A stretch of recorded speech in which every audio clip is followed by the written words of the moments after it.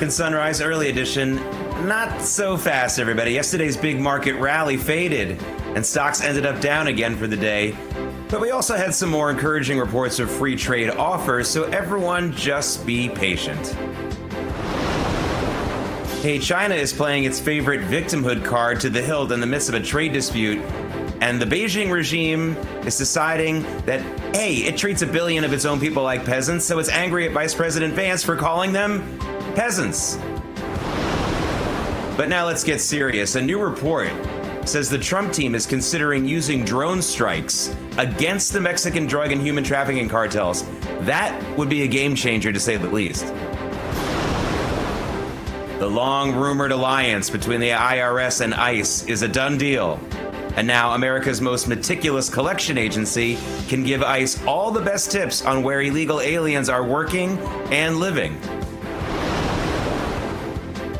And get this, Ukraine says it captured 2 Chinese nationals fighting for Russia in the Ukraine-Russia war. Is this a preview of what we can expect from the huge number of Chinese military-aged men who crossed our border during the Biden years? I hope not. American Sunrise Early Edition begins now. Welcome to American Sunrise Early Edition. The show where faith, freedom, and the values that built this nation take center stage. Your good deeds and bad deeds. That's how we're going to judge you. Join host Jake Novak as he breaks down the stories that matter. We will be letting the public know regularly what we have found. American Sunrise Early Edition with your host, Jake Novak, starts now.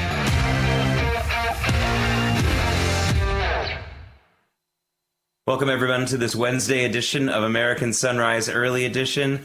I'm Jake Novak, and a special welcome to those of you watching and commenting on Getter and Rumble. Don't know how many times I want to say this. News business these days is not a passive game. Got to get your viewers talking, got to get and you listen to them as well.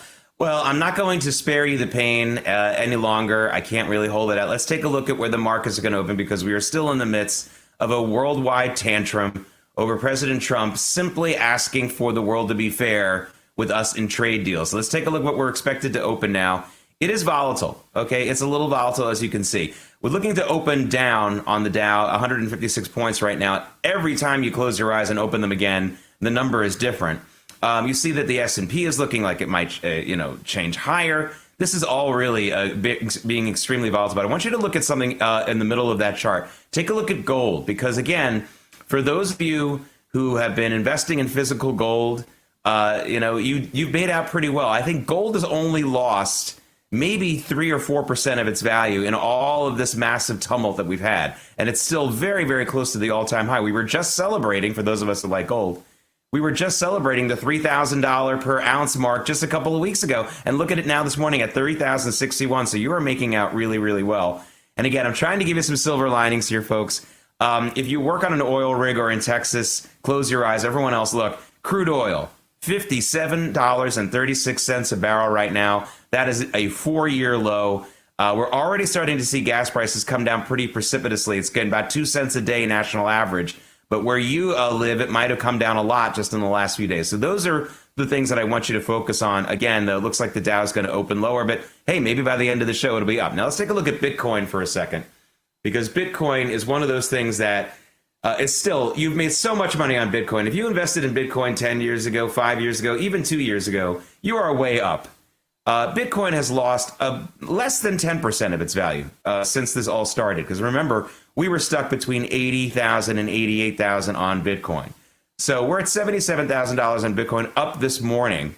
And that has actually been a little bit more of a safe bet than stocks.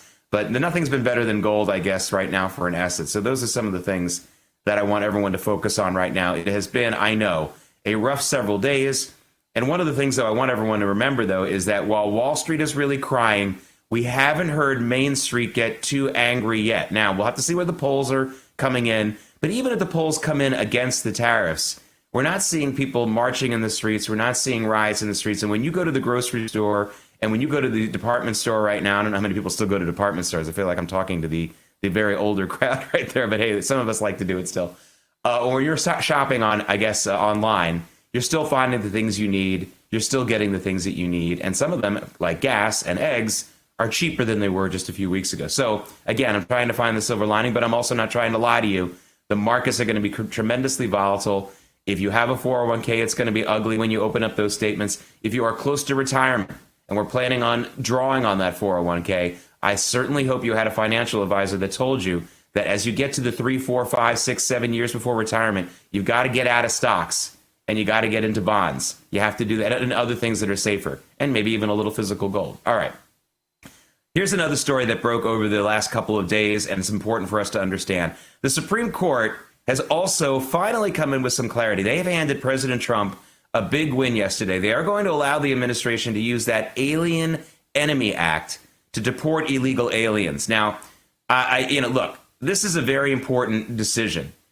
I wish it were more permanent. Apparently, the court is making this more of a temporary thing, and they're going to look on some of these things on a case-by-case basis. But this is a very big deal because, I don't know, do you have to be in 5th grade or 6th grade or maybe even high school? But maybe it's certainly by high school, you should understand that the president of the United States has the right to use different laws that are on the books to protect all the Constitution and the United States of America from all enemies, foreign and domestic. That's part of the inauguration oath. Now, the court also handed President Trump another victory yesterday. That first one about the Alien Enemies Act, that was Monday. Tuesday, which was yesterday, the Supreme Court ruled that, yes, the president, can fire people in the executive branch. This is a little bit less of a temporary decision. This is a more permanent decision. Again, it's not as easy as it should be. I don't know why people think that you can vote for a president who is the head of the executive branch, and then people think that they can sue the president and not let him run the executive branch within the parameters of the law. If you have listen, I understand he can't fire Congress. I understand he can't fire the judiciary. We get that. That's the separation of powers. But the separation of powers should not include a president of the United States being able to reduce the federal workforce. Nobody sued Bill Clinton and Al Gore when they cut the federal workforce by about the same amount that President Trump has cut the federal workforce in the first 100 days or so of his administration. The fact that this case had to go to the Supreme Court at all is actually kind of a disgrace. It's also a little bit of a disgrace that it's taken the Supreme Court this long. They need to get involved a little bit earlier. It's not even if you don't like these decisions by the Supreme Court or the decisions by President Trump, we need clarity and we need to stop wasting time in this country. Chief Justice John Roberts, I want everyone to understand, do you guys know what the official title of Chief Justice John Roberts is? It's not Chief Justice of the Supreme Court. John Roberts, his official title, and it's more than just a title, is Chief Justice of the United States, which means every judge from the federal level all the way down to traffic court, he has some sort of authority over. Sometimes it may just be a moral authority. But in other words, when he is addressing the judiciary, he's addressing every judge in this country. And he has the right to say, stop giving decisions, stop making decisions that are so obviously not constitutional. The president of the United States has always had the right to cut the workforce in the executive branch. Why are you ruling that he can't? You might feel like, well, this is just my personal protest and the Supreme Court will make it right. And John Roberts needs to say, it's not up to me to make it right. You need to make it right in the beginning. That would be a very powerful statement. Of course, he would get slimed as being a pro-Trump puppet. It's not true. He's ruled against President Trump on a number of occasions, as many of us have noted. Many people who support President Trump can't stand that about him. But the facts are the facts. And he has the right to do that as the Chief Justice of the United States. And he's not doing it. Yes, he's made the right decision yesterday. He made the right decision on Monday. But it shouldn't come to this. We need to have judicial clarity in this country. It's not about giving President Trump any new powers. It's not about giving him any new political power. It's simply about making it clear that all the judges in this country, whether they're a traffic court judge or a federal appeals court judge or a Supreme Court justice, have to interpret some of the parts of the Constitution that are really not up for any debate. And this was not one of those things. All right. Now, I want to go back to some of the things that are going on right now in our cities right now. This is interesting because it's one of the things that gets me as a New Yorker. Somebody snapped a picture of Alexandria Ocasio-Cortez flying to one of those Fight the Oligarchy protests with Bernie Sanders, but she was flying in first class. Now, look, I understand sometimes people, especially frequent flyers, I can imagine a member of Congress probably flies a lot, probably has a gazillion miles. She may not, and I'm going to underline this, she may not have been using taxpayer money to get that first class ticket. But she did definitely use some taxpayer money probably to get to the airport and to get to that apartment that she's staying in, and on down the line. But this is all about optics. This is a so-called fight the oligarchy protest, and I've said this 3 or 4 times on this program already. Is that the worst name for a protest or not? No, most people at those protests, what I wouldn't give, maybe we should send David Zier or Ben Bergquist to go to the people going to these fight the oligarchy protests and ask them if they know what oligarchy means. I'm getting a feeling that they won't be able to define it. They'll say something along the lines of, well, it means that the rich are taking over. Sort of, but that's not really the answer. I'd love to hear 10 people try to answer that question. Or maybe even spell oligarchy. That would be fun too. All right. Anyway, flying first class to a rally where the rich are being beaten down is a bad look. Here's also a bad look. Some of those people at those rallies, including people like Bernie Sanders and AOC, are complaining about the tariffs because it's hurting Wall Street. So they're at a rally saying the rich have too much power in this country, and then they give a soundbite on the news saying, boy, we can't have tariffs because it's hurting the rich. Which is it, guys? It's one of those things where Donald Trump has really flipped the script on the Democrats by being someone who actually is much more populist. Not only more populist than any Republican has ever been, meaning a man of the people, but more populist than the Democrats are right now. That is incredible. So I think this is actually going to hurt her. These kinds of pictures of her in first class. Remember, there are strong rumors that she is going to challenge Chuck Schumer in the New York Senate primary next year. I think her chances of winning just got a little bit weaker. All right, coming up. You Crimean warriors love such interesting things. You meet such interesting people. Actually, if you're fighting that war in the Crimea, you're fighting that war in Ukraine, you just met a couple of Chinese nationals. What? What are Chinese soldiers fighting for the Russians? This isn't a good story. It's funny for a second, but I gotta tell you, it's no joke. And there is a report that says the Trump team may greenlight massive drone strikes on drug and human trafficking cartels in Mexico. Not here, in Mexico. The Mexican government that kind of sort of works for those cartels. Can you imagine what they're saying about it? Take one guess. American Sunrise Early Edition is going to be right back.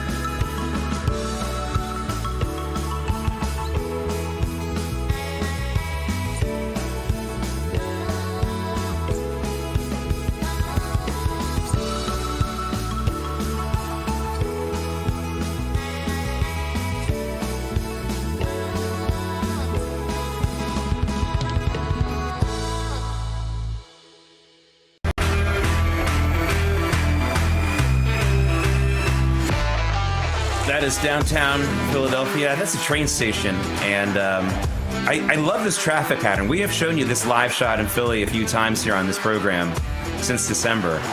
And this traffic pattern looks like an accident waiting to happen, but I haven't seen one yet. Kind of looks like the lanes are crisscrossing each other. I'm sure it all makes sense on the ground. I've been on the ground there many times, but I don't think I've ever driven in this area. I've been in a cab. I've walked by. All right. Philly is, by the way, a great restaurant town. It has become one of the best restaurant towns in America. If you're going to Philadelphia for any reason or anywhere near there, schedule a few nights just to try some of those restaurants there. I wish I were getting a commission, but my favorite one is a place called Zahav. Amazing Mediterranean place. All right, I'm not getting a commission. That was a free commercial. Welcome back to American Sunrise Early Edition. I'm Jake Novak. This is Wednesday. Again, a special welcome to those of you watching and commenting on Getter and Rumble. Want to hear your voices. I know a number of you are already commenting about the story I'm going to tell you right now, which is Ukraine says it captured 2 Chinese men fighting with the Russians in the Donetsk region. Ukrainian President Volodymyr Zelensky says he's filing a formal inquiry with the Beijing regime about the incident. Yeah, you think? Now, we knew already that North Korean soldiers were being sent to fight in Russia for Russia against Ukraine. We knew that, and that was disturbing as much as that could be when you think about it. But Chinese people fighting for Russia would be another game changer. I want to talk about one of the bigger picture parts of this, something that you should think about. Now, I'll talk a little bit later in the program about how we have had a countless number. We don't really know the full number, but we know a good large number of Chinese men, military age, came over our border during the Biden administration. And so when you see that Chinese men are fighting for the Russians like this, and they're clearly trained in some way, that's not a good sign for us here in the United States. But I want to talk about a bigger overall picture, something that this tells us was predictable all along. Many of you know about the China one-child policy, which they, by the way, have just kind of ended, sort of. Where for many, many decades, Chinese families were only allowed to have one child. So what happened, especially when amniocentesis started and people could start getting tests that would show what sex their baby was? They started to abort the girls en masse, and because they only wanted boys, they preferred boys. And so you have a problem in the Chinese population where there are many more men than women. So what happens? You have a government that doesn't know what to do with these guys. It's one of the reasons why China became more militant over the years and less agrarian. And now you see that they're looking to literally ship some of these single men who they can't find wives for, or I guess lives for, in China overseas to wreak havoc in all kinds of other places. This is a really, really bad problem, and it is a result, among other things, of the China one-child policy, which may have been one of the most egregious, immoral policies of all time, something that is really a true crime against humanity that China had as its official policy for decades and decades. And now we're paying the price in addition to whatever emotional price Chinese people have been paying for it for so long. All right, but Russia and Ukraine aren't the only places where totalitarian Chinese regime plans are meddling with our lives. The good news is that for all the saber rattling out of China, out of Beijing, it appears the countries that stand up to China do the best. This expert explains that on Steve Bannon's War Room. Check it out. Make no mistake, I think this is their last stance. The Chinese Communist Party with their enablers, they will fight to the bitter end, as you just mentioned. But the point is, they don't have that capacity. Everything built for the Chinese Communist Party is built on the lies and the fake economy. So that's something we have to understand. I think the American people is not and should not panic. The truly terrified is the Chinese Communist Party. That's why they have all this war. We talk about warrior. This is all their talk. They have no capacity, and they cannot survive this fight. Steve Bannon's War Room airs every Monday through Friday here on Real America's Voice. It's from 10 a.m. to noon Eastern Time. I'm sure you're here to watch that as well. All right, strength or no strength. The Beijing regime certainly acts very, very sensitive all the time. They have a tremendous victimhood mentality in the Beijing regime. They think they're the victims of everyone. And by the way, when you consider yourself a perpetual victim, You don't think you have to follow any moral rules because you're a victim. This is the Beijing regime I'm talking about, not the Chinese people en masse, to make that clear. Well, this time, the victimhood people in the Beijing regime are very angry at Vice President J.D. Vance for the following comment he made, quote, "To make it a little more crystal clear, we borrow money from Chinese peasants to buy the things those Chinese peasants manufacture." Well, he's not wrong. But Beijing didn't like Vance's use of the word peasants. Apparently, it's okay for the Beijing regime and its handful of billionaire cronies to treat the more than 1 billion other Chinese people like peasants and pay them pennies an hour to work. That's okay. But to call them peasants, that's not okay. This is what we're dealing with, folks. We're dealing with the world where too many people are getting away with saying that words are more important than actions. I really don't want to live in a world or a society where what someone says is more important than what someone does. And what China is doing is unacceptable. J.D. Vance is exactly right and correct factually. Worrying about him using the word peasants is the last thing that we should be considering is a major priority. How about treating people nicely? That's more important. All right, coming up, amid all the trade wars, President Trump is giving one foreign nation another chance to scoop up a very strategic national asset. Is this for real? These drug cartels represent a clear and present danger to the national security of the United States. That's a scene from the great 1994 movie Clear and Present Danger, one of my favorites, by the way. And it may be a similar scenario for real. I'll talk more about that potential drone strike strategy against the Mexican cartels that I just scratched the surface of a moment ago, a little later in the program. American Sunrise Early Edition is coming right back.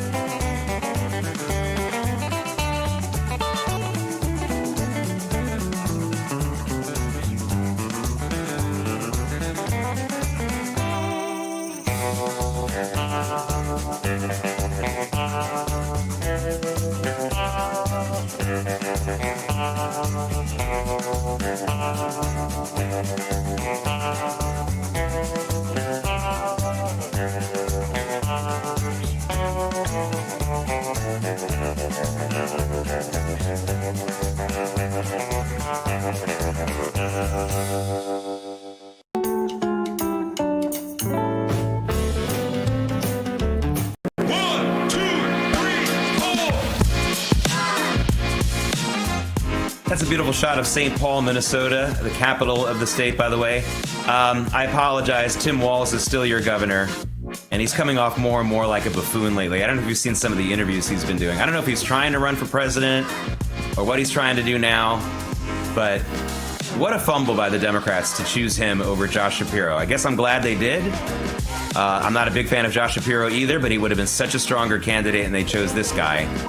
But St. Paul is still beautiful. He hasn't ruined their morning shot, I guess. Let's take a look. I'm sorry to show you that, to show you this after I show you that. Let's look at where the markets are now. Just 20 minutes ago, we were only down 150 points or so on the Dow futures. We are now down 600. What happened? Well, China heard me bashing their government, and they decided to slap an 84% tariff on all American goods. You know, this is a joke, by the way. Almost nothing that America makes or imports into China actually gets imported into China in the first place. So an 84% tariff on stuff they can't buy anyway. American products that are bought in China by Chinese people are made in China. Like Apple has to set up a factory there, and there's a bunch of other companies as well. There's not a lot of stuff that's made here in America that goes to China anyway. There are some farm products, but in general, there really isn't a lot. An 84% reciprocal tariff really doesn't mean all that much. It's already very hard to get in there. So I want to talk a little bit about gold. Gold is up. That's your good news. And then let's look at crude oil, because we're now at 56. We're barely holding the $56 a barrel level, folks. $56 a barrel. Your gas price, your gasoline prices at your station should really start to go down. If not, talk to the manager and ask him why, because we are $15 down almost from where we were on crude oil just a few days ago. My goodness. So that's good. And let's take a look at Bitcoin, because Bitcoin was up the last time we checked 20 minutes ago. Now it's down just a little bit, $278. It has literally been a safer investment over the last 10 days than stocks, but it's still down about 10% now. Now we're seeing a 10% drop on Bitcoin from where it was about a week ago, but that's a little better than the markets, who are down closer to 15%. So pick your poison. Gold would have been my poison, and gold is only down just a little bit and still at that $3,000 per ounce level. All right. Let's keep talking about money and trade here for a second, because this is an interesting story. President Trump is giving Japan's Nippon Steel another chance to buy up U.S. steel. Now, remember, this is one of those things that was a rare point of agreement between President Trump and Joe Biden. President Trump did not want Japan to own a vital national security asset like U.S. Steel, even though Nippon Steel, that's the name of the company, was offering a lot of money for it. But President Trump said yesterday he's going to review a new offer from Nippon Steel, which I assume includes some national security assurances. In other words, it might mean that any of the steel that's made for U.S. weapons or fortifications will still be only overseen by American citizens. I mean, I'm just guessing here. Hopefully that plan includes something like that, at least so that we get some clarity on what's important. I don't think that this deal is going to go down, however, but stock investors think it might, because U.S. Steel shares rose 16% yesterday on the news that President Trump was going to review that new offer. Again, if I were a betting man, I'd say it's still not going to happen. But hey, day traders and people who trade stocks on a daily basis or an hourly basis make their money on presumptions that can last maybe only a couple of hours, but they only need a minute to make a trade. All right, yesterday's rally actually faded. Remember, we were up 1,100 on the Dow at one point yesterday. But the big winners in the market stayed winners all day, and that was the health insurance and hospital stocks. Humana gained 11% in one day. United Healthcare rose 5%. These are two companies that don't see stock moves like this almost ever. You don't ever see Humana up more than 1 or 2% in a day, and even that is very rare. 11% yesterday. Now, why is this? Again, a story that the Democrats and the mainstream news media are not telling you, so I'm going to tell you again. I reported it yesterday here. The Trump administration boosted the reimbursement numbers for Medicare and Medicaid, but Medicare, especially Medicare Advantage plans to be specific, by 5.01%. Everyone was expecting a boost of maybe only 2.5%. This is in the midst of all those people who protested last weekend saying Donald Trump's going to destroy Medicare, he's going to destroy Social Security. There's simply no evidence of that. You want to protest something that's really happening? Maybe you like the Trinidad criminals and you want to protest their deportation? Well, I'll give you credit. At least that's happening. But it's not happening if you're saying he's killing Medicare. He just boosted it a lot. And the proof is in the pudding, because people who invest in businesses that are going to make more money because of this increased reimbursement boosted their stocks in ways that you never see. Again, I can't emphasize enough. Healthcare stocks don't move. They don't move more than 1 or 2% ever. And 11% on Humana alone yesterday, 5% on United Healthcare. That doesn't happen. In other words, it means it's real. This is real.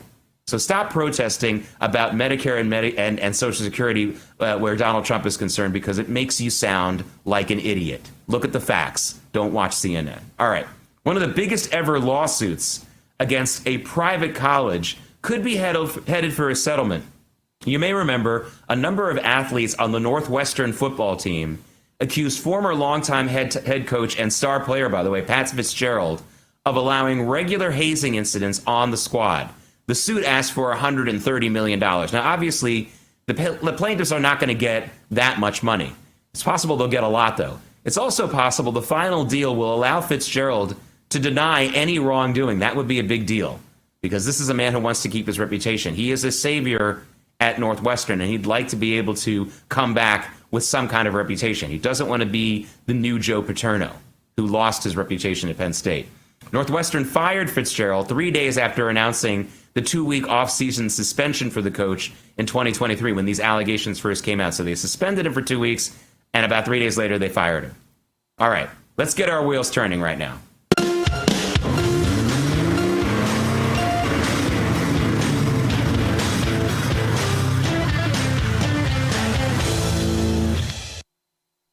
Okay, everyone, this is my shocked face. Just kidding. An extensive new poll by Gallup says that the number of Americans who are open to buying an electric vehicle has dropped to 51% in the early months of this year, down from 59% in 2023. Okay, will somebody tell the ad agencies for all the car companies about this poll? If it seems like they're only ads that they're running online, especially. I mean, if you've tried to download a YouTube video lately, all you get is an electric car video. You turn on the TV and watch the sports games. I saw a lot of them during the men's college basketball tournament, women's college basketball tournament. The only car commercials were for electric cars. Will someone tell Madison Avenue that America is not sick of electric cars completely, but we're sick of only talking about them? All right. And also, don't blame Elon Musk for this drop in interest in electric cars. According to Gallup, the spike down, the plummet down on interest in electric cars started in early 2024 before he even got involved in the presidential campaign. So this is not about Tesla. This is just about the fact that people sort of like electric cars, but a lot of people don't. One of the things they don't like about them is having to sit for a half hour as the car charges. I fill up my car every once in a while, and it takes me 3 minutes. Wouldn't that be nice if we had an electric car that could do that? All right. And now here's the latest from the, quote, "they just don't get it," end quote, department. Stellantis is not only the parent of America's Chrysler, Jeep, and Dodge brands. You know, it also owns Maserati and Alfa Romeo. But sales of those sexy cars are down. So where is Stellantis going for help to make those cars hotter again? Are they going to a big movie star? Maybe an Italian race car driver? Fabio? No. Stellantis is hiring the overhyped and overrated U.S. consulting firm McKinsey to tell them how to make their cars more sexy. I don't know if you know anyone who works for McKinsey, but they're not sexy. They're consultants, many of whom are the children and the cousins and the friends of politicians who get jobs at McKinsey because of nepotism. That's not the place to go to get your Alfa Romeo and Maserati hotter. Go to a fashion model. Go to someone who's an actual race car driver. The McKinsey consultants are not sexy. All right, end of rant. Is it your dream job to run just about the coolest American company ever? Well, the CEO position at Harley-Davidson is open. CEO Jochen Zeitz says he is stepping down after 5 years in the job. And instead of the company hiring someone already in-house, they've announced that they're going to do a national search for the new CEO. Are you thinking what I'm thinking? How about a reality show competition to find the new CEO of Harley-Davidson? I would watch that show. Can't that be on like one of the stations that has all the cool gear stuff? That would be a really good show. Call Hollywood and don't call McKinsey. All right. Some people are just plain fickle. Somebody doled out about $940,000 for this very new Ferrari SF90 XX Spider. They even had it custom painted in that interesting blue color. It's kind of a cool color. I like that. Ferrari is only making 599 of these, by the way. But the owner is now putting it up for auction, even though it only has 62 miles on the odometer. Oh, man. By the way, it goes from 0 to 62 miles per hour in 2.3 seconds. But I guess the owner goes from interested to blasé in 2.5 seconds. This is going to sell at auction probably for less than the $940,000 it went for. That is a fickle owner. You just bought it. I mean, come on, man. All right. Tariffs have thrown the global economy into chaos, Potential widespread inflation tied to massive supply chain disruptions is weighing heavily on all of us, but there is a silver lining that most people miss. President Trump specifically exempted gold and silver bullion from these sweeping tariffs. While these new policies are triggering significant chaos, the administration preserved your ability to diversify into precious metals. If you are concerned about your savings, I encourage you to have a free consultation with a Birch Gold precious metals specialist. The first step is to text America to 989-898 and receive your free, no obligation info kit on gold. Learn how to hold gold and silver in a tax-sheltered account. Birch Gold will help you convert an existing IRA or 401k into Gold IRA for no money out of pocket. I buy my gold from Birch Gold. Is it finally time you did too? With an A+ rating with the Better Business Bureau and thousands of thankful customers, text America to the number 989-898. Again, text America to 989-898 to claim your free info kit right now. All right, coming up, as crazy as the lower court judges continue to be, the Supreme Court is mostly clinging to common sense. I'll explain when we come right back.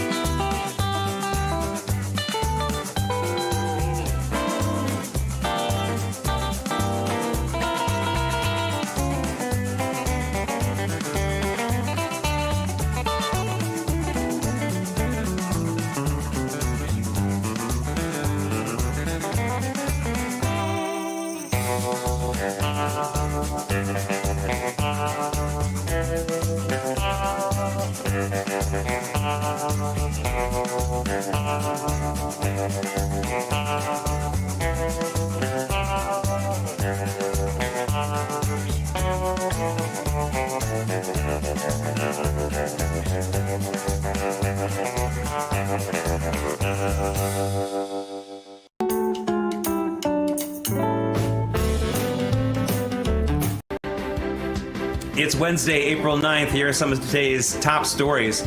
The Supreme Court states the obvious. Yes, President Trump and any U.S. president has the right to fire executive branch employees. Geez, thanks for wasting our time ruling otherwise, lower courts. Actually, no thanks. Not so fast, everybody. Yesterday's big market rally faded and stocks ended up down again for the day.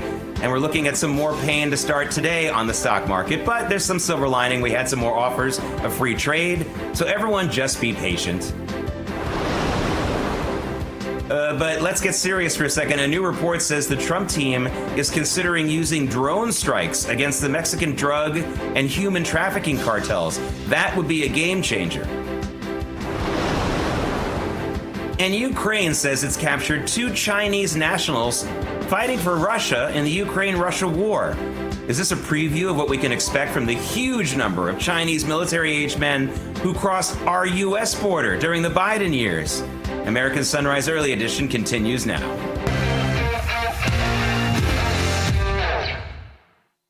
Welcome back to American Sunrise Early Edition. I am Jake Novak. Thank you for joining me for the second half hour of Early Edition. And a special thank you to all of you watching and commenting on Getter and Rumble. I'm reading as many of the comments as possible. Some of you really liked some of the commentary I had about the China one-child policy, and you noted that that policy ended a few years ago, as I did as well. It ended, but we've got many, many years of the effects of it on our hands, both in China and the rest of the world. So that's one thing I wanted everyone to remember. Let's take a look at what is still really the top story in America, and that is the stock markets and the reaction to the Trump tariffs. We're a little better than we were just a few minutes ago. We were looking at a 700-point loss on the Dow futures. Now it's 568 points, 572. Not as bad, but it's still, that's a lot. You know, we don't usually see those kinds of moves on a given day.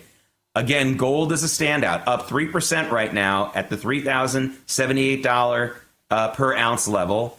And another standout for most of America, unless you're an oil driller, and I know a lot of you are, and I'm not looking to leave you out, but for most of us who go to the gas station, look at that crude oil number, $56 a barrel level. And we were, a few minutes ago, close to getting down to 55.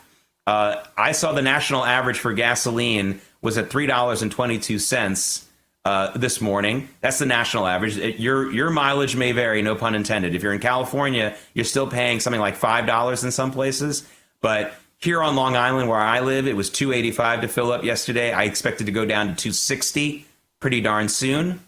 And that's where we are there. Again, some silver linings, but it's still mostly a financial pain right now. As, again, on paper, if you don't sell your stocks and you hold and maybe even buy some bargains here, you're fine. But Wall Street likes to have tantrums. Let's take a look at Bitcoin for a second, because Bitcoin is usually much more volatile than the stock market, and it's been less volatile over the last 10 days or so. It's still down. We're at the $76,000 level on Bitcoin. We were in the mid-80s, 80,000 level last week.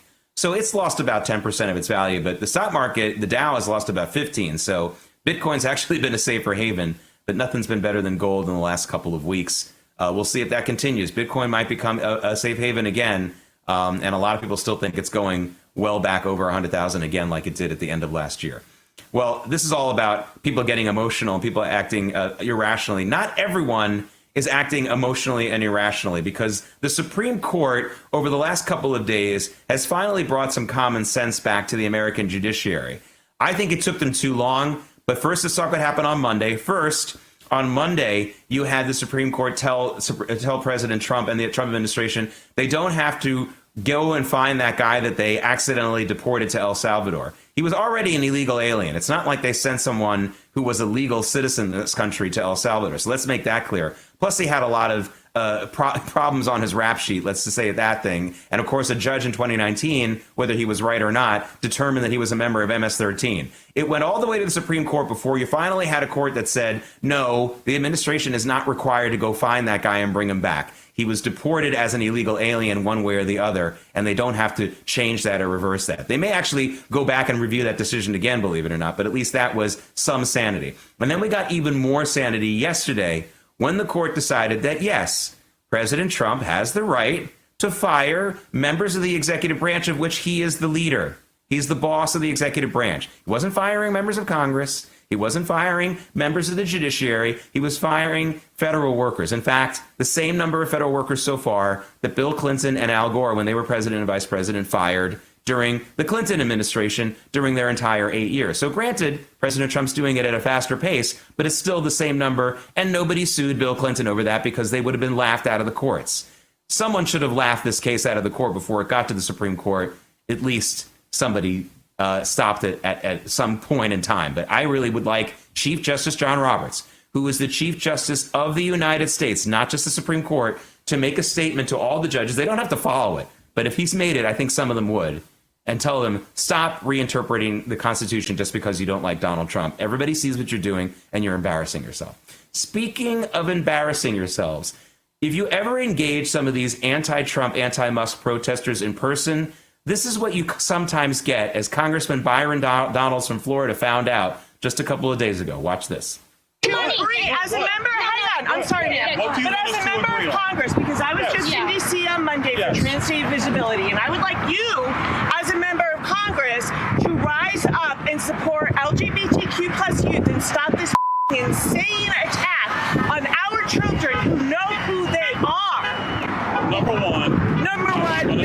Of course you're not, because you're a fascist. You're a trace. You're a race traitor, and you are a fascist.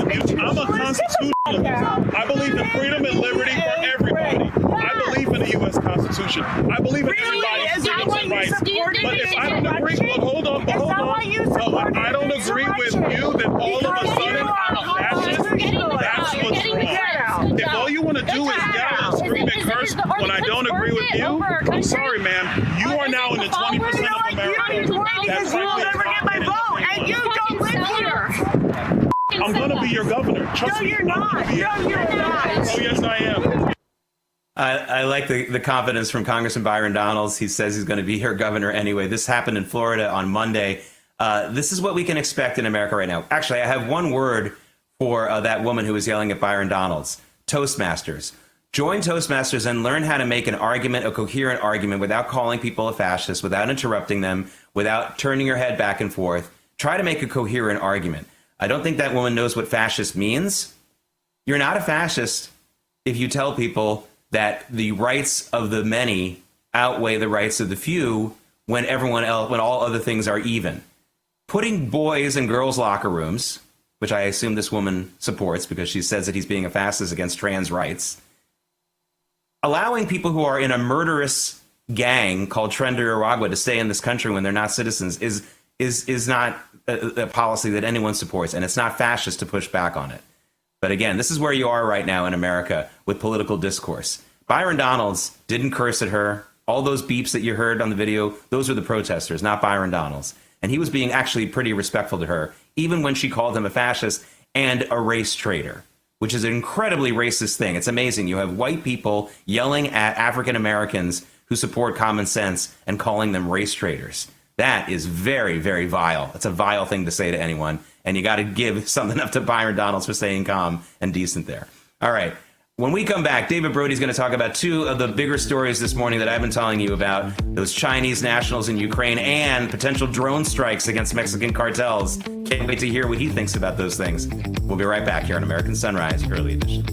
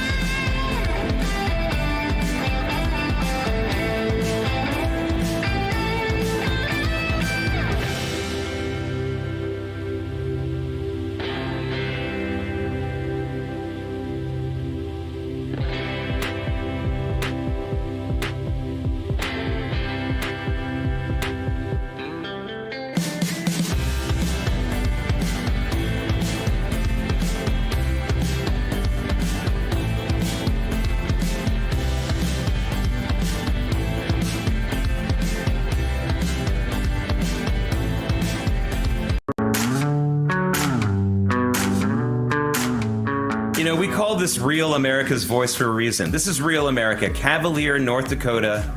It's early there. It's not Eastern time, obviously. This is real. Oh, there's a car driving. All right, there you go. It's a quiet morning in Cavalier, North Dakota. It's probably bitterly cold there, but maybe not. But that's Real America, folks. Welcome back. David Brody is here. And David, first I want to talk drones because I think this could be a real game changer. There was a report out of NBC yesterday that said that the Trump administration is considering using drone strikes against the Mexican drug and human trafficking cartels. Now, already we've heard from the Mexican government, which is basically the employees of the Mexican cartels. Am I allowed to say that? I'm just going to say it. I'm sorry, President Steinbaum, but you work for the cartels. They're not happy about that. Honestly, that would be a major game changer. We talked about this yesterday. President Trump wants to be known as a president of peace, but I can't imagine a lot of people in America who are seriously understand the situation will be upset at drone strikes targeting very precisely, because, they can be pretty precise, David, the heads of or the factories of the Mexican drug cartels. What do you think? Well, a couple of things. Let's start with the Constitution. Article 1, Section 10, Clause 3 specifically talks about you can engage in war, in acts of war against a foreign country if there is an invasion. Well, President Trump has declared these drug cartels, many of them, as terrorist organizations, and there's been an invasion. And if they're in Mexico, it leaves open the possibility that constitutionally he can do that. It'll be up for constitutional interpretation, just like everything in the Trump administration. But I think that ultimately is where the legal battle will be. Look, but Mexico's president, I mean, she's a piece of work, because she's like, under no circumstances is the United States going to be able to do this unilaterally. Well, yeah, we got that. Fine. But here's the thing. They will either A, work with Mexico, and if they don't work with Mexico, I guarantee you there's going to be a wink, wink, nod, nod to say, do what you need to do. So either way, I mean, I think it would be kind of foolish, quite frankly, for the Trump administration to do this unilaterally. They could. I'm not saying they couldn't. We just talked about the constitutional aspect of this. But I think it would be important to get Mexico to be on board with this. And I think that will be actually more of the challenge, the pre-discussion with Mexico than anything else. Yeah, well, if these Mexican cartels were hurting, and we've been talking a lot about them this week, the Wall Street folks here in New York or the big Hollywood stars in California, we would be doing more than drones. We'd be sending B-2 bombers over those cartels, and everybody knows it. And these are the things that people need to come to grips with. Now, I want to go to another disturbing story, and this is the story out of Ukraine. Ukraine said they found 2 Chinese nationals fighting with the Russians. Now, I talked about this earlier in the program, David. This is a larger story that's been going on and been predicted for many, many years. China had a one-child policy for many decades. I know it's over now, but they had a one-child policy for many decades that left it with a huge imbalance. Millions more men in China than women, because what happened was when the couple found out they had a daughter in the womb, they aborted it. I mean, just really a very sickening story. I don't care. Listen, this is not a pro-choice discussion. This is just clearly a sickening thing. I can't imagine anyone who would be in favor of such a brutal and awful policy. And now the rest of the world is paying for it, too, because you've got this excess number of military-age men. And what are you going to do? You'll send them to Russia. You'll send them to North Korea. And now we know that a lot of them crossed our border during the Biden administration. This really worries me, David. Well, 100%. And we're reporting this every day. Ben Bergquam is at the border talking about this, especially through the oh my goodness, now I'm trying to think of that place in Panama. What's the Darien Gap? Thank you. Finally got it. Sorry, my bad. I feel like Biden. The wheel was spinning. And I was at Denny's at 7 a.m. In Florida somewhere. Look, so yeah, it's clearly a concern, but also obviously the bigger concern. Well, I say the bigger concern, just as concerning. Let's say it that way. Is this alliance between China and Russia, both with expansionist intentions, for sure. China's interesting because, technically you would think they would want that war in Ukraine to end, actually, because, global instability is not good for China economically. So they are in line with Russia in many ways, but one way they probably aren't is actually with the war in Ukraine. They'd probably want that over with, just economically at least. But look, they've been providing them, if not armaments, they're providing them the technology and some of the microchips and all that type of stuff through third-party countries, but they're doing that. So, this is a larger issue as to how the United States fights China and Russia around the globe, Jake. Yeah, and it's concerning. All right, let us know a little bit what's coming up on the big show, American Sunrise, from 8 to 10 a.m. Eastern Time, David. Well, let me see. Let me go down the rundown. We got Brian Glenn at the top with the from the White House. We've got a lot of interesting stories today. Specifically, I'm trying to look at the rundown. I'm trying to think. I don't even know what's even going on. But we've got. Let's see. Yeah, no, I don't even know. I really should look at the show before I do it. I can tell you this, that we've got Matt Schlapp on the show as well. And honestly, we've got a lot of good, interesting, woke stories that you're not going to want to miss. I mean, there's so many, Jake. So, take your pick. Listen, don't be fooled. David Brody is one of the most prepared men in news. I just caught him off guard. I promise you, this guy works very hard preparing the show. But anyway, folks, thank you so much for joining me here on American Sunrise Early Edition. I'll be back tomorrow for a Thursday. You are very kind to watch this show. We'll see you over the next couple hours on The Big Show. American Sunrise is a great way to start your morning. Join us Monday through Friday from 8 to 10 a.m. Eastern Time. We've got the news of the day and some compelling interviews that you don't want to miss. Here's what you missed from yesterday. We have a huge show because there are so many topics and so many issues that are happening. And President Trump yesterday saying that he plans direct talks with Iran about its nuclear program. That's going to happen on Saturday. But I think the bigger story there, President Trump saying if these talks don't go well, basically Iran is going to be in trouble. What's interesting here is there are a lot of different moving parts. Like you said, there's actually military action moving towards that region. It's already been in that region, but it's moving even more towards that region. I do believe that Israel and the United States would be prepared to take significant strikes against Iranian nuclear facilities should a deal fall through. And I think that is it. Whether it's a long-term war or a temporary strike designed to set back Iran from having those nuclear weapons, to be determined by the President of the United States after these talks next weekend. Congressman Don Bacon, he's getting ready to introduce legislation to limit President Trump's ability to impose tariffs. It basically piggybacks off of a bill in the Senate calling for similar measures. Bacon says that he has support for his move. Check this out. I have some beginning support on the House side, which we'll unveil tomorrow. Don Bacon is in a very purple district, so he's got to understand, tote the line here. But he is not in lockstep with the Republican Party, the majority of the Republican Party, the MAGA-based Republican Party. So this is stupid what he's doing right now, quite frankly. President Trump continues to urge the American people to remain calm. Trump posted on Truth Social, the United States has a chance to do something that should have been done decades ago. Don't be weak. Don't be stupid. Don't be a panikin. Trump posted on Truth Social, quote, therefore, if China does not withdraw its 34% increase above their already long-term trading abuses by tomorrow, April 8th, 2025, the United States will impose additional tariffs on China of 50% effective April 9th. A lot of money that's been on the sidelines for the last few days, they want back in. They smell opportunity. After the drop on Black Monday, 1987, 1 year later, the markets were up 28%. It's going to be long-term gain just for a little bit of short-term pain. President Trump knows what he's doing here, and I think the American people largely voted for that and need to trust in that and not listen to what we're hearing in the establishment media, which is panic, panic, panic. Again, this is the long game for the American people.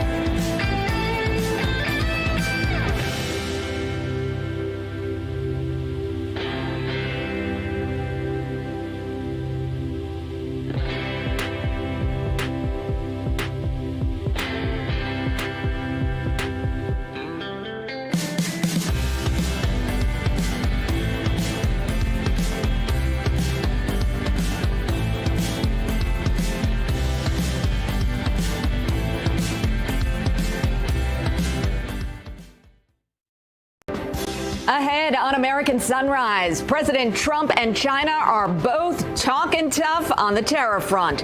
Which side will come out on top? We have the details. Plus, President Trump met with House Republicans over concerns regarding the ongoing budget negotiations. Are we closer to a deal? And the White House is denying reports that President Trump wants a lavish military parade for his birthday in June. We have those stories and much more as American Sunrise starts right now. Good morning, America. Welcome to American Sunrise. Whether it's culture, We have breaking news to share with you. politics, President Trump is joining us live now from Florida. we've got you covered. This is what it looks like to be a patriot. We have to protect the American family. The American dream is still alive. I'm David Brody. I'm Terrence. And I'm Dr. Gina.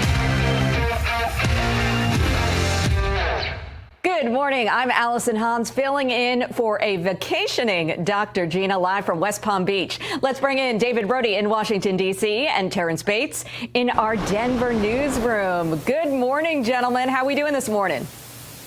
Good morning, guys. We're doing pretty well. Good morning. Okay. Yeah, So I think we're doing better than China. Yes, we are doing. China. We are doing better than China. I think we're looking at 104% tariffs at this point. And it looks like with everything that President Trump is doing and the administration, it really looks like we are in the driver's seat at this point. Yeah, I think that's... It appears that way, and the reality is President Trump has a plan, and he's sticking to that plan, which I think is a good thing. The challenge is, how is this ultimately going to play out? President Trump saying that he believes China wants to negotiate, but he also goes on to say that he doesn't believe they know how to negotiate or how to get there, which I find interesting. I don't know if it's just, him kind of playing all of this out in the court of public opinion, or if he really doesn't believe they know how to go about negotiating. So it's going to be interesting to see how all of this plays out long term. Obviously, in the immediate, it's a shock to the system, if you will, the global economic system and the markets. But, he's going to wait this thing out, David, and we're going to have to see how this all plays out long term.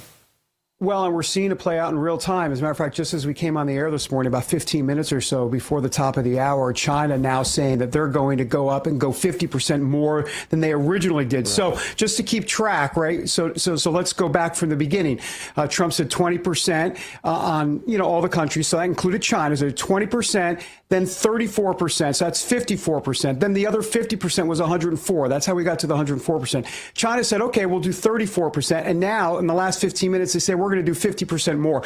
So now the latest number is that China says 84% regarding a tariff against the United States. So look, Allison, this is two buckets, right? It's China, ... and the rest of the world. The rest of the world, there'll be certain unilateral deals, but with China, that's a whole different ball of wax, and that does feel like trade escalation. Not just it feels like it is.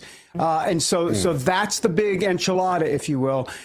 So we're gonna need a lot of prayer, and you know what that means. Yes, I did the transition, Allison. It's time for the Bible verse, is it not? Well, you got How it. Slick was that? How slick was that? Very nicely played. I'm sure you're a great negotiator as well. Oh, yeah, that's me. Thank you, David. Well, let's check out today's Bible verse, which comes from Exodus 33:14. And he said, "My presence will go with you, and I will give you rest."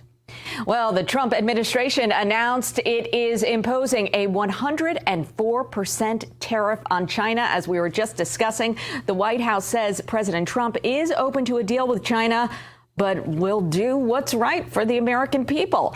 Now, China responded with new tariffs on our imports. Chinese officials say that countermeasures taken are to safeguard sovereignty, security, and development interests. And they added that any threat from the U.S. to escalate tariffs will be a mistake, and it exposes the blackmailing nature of the U.S. Now, President Trump has threatened to impose additional tariffs against China if China does not repeal its tariffs against the U.S.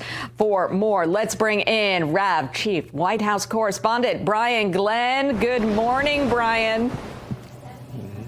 Good morning. Okay, so what are you hearing from the White House on this tariff situation with China specifically? Because that seems to be the main sticking point at this point.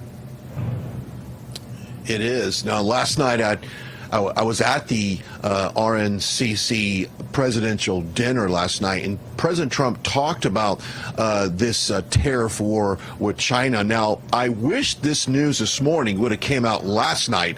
I really would have enjoyed hearing his response to that additional tariff that China has slapped on there.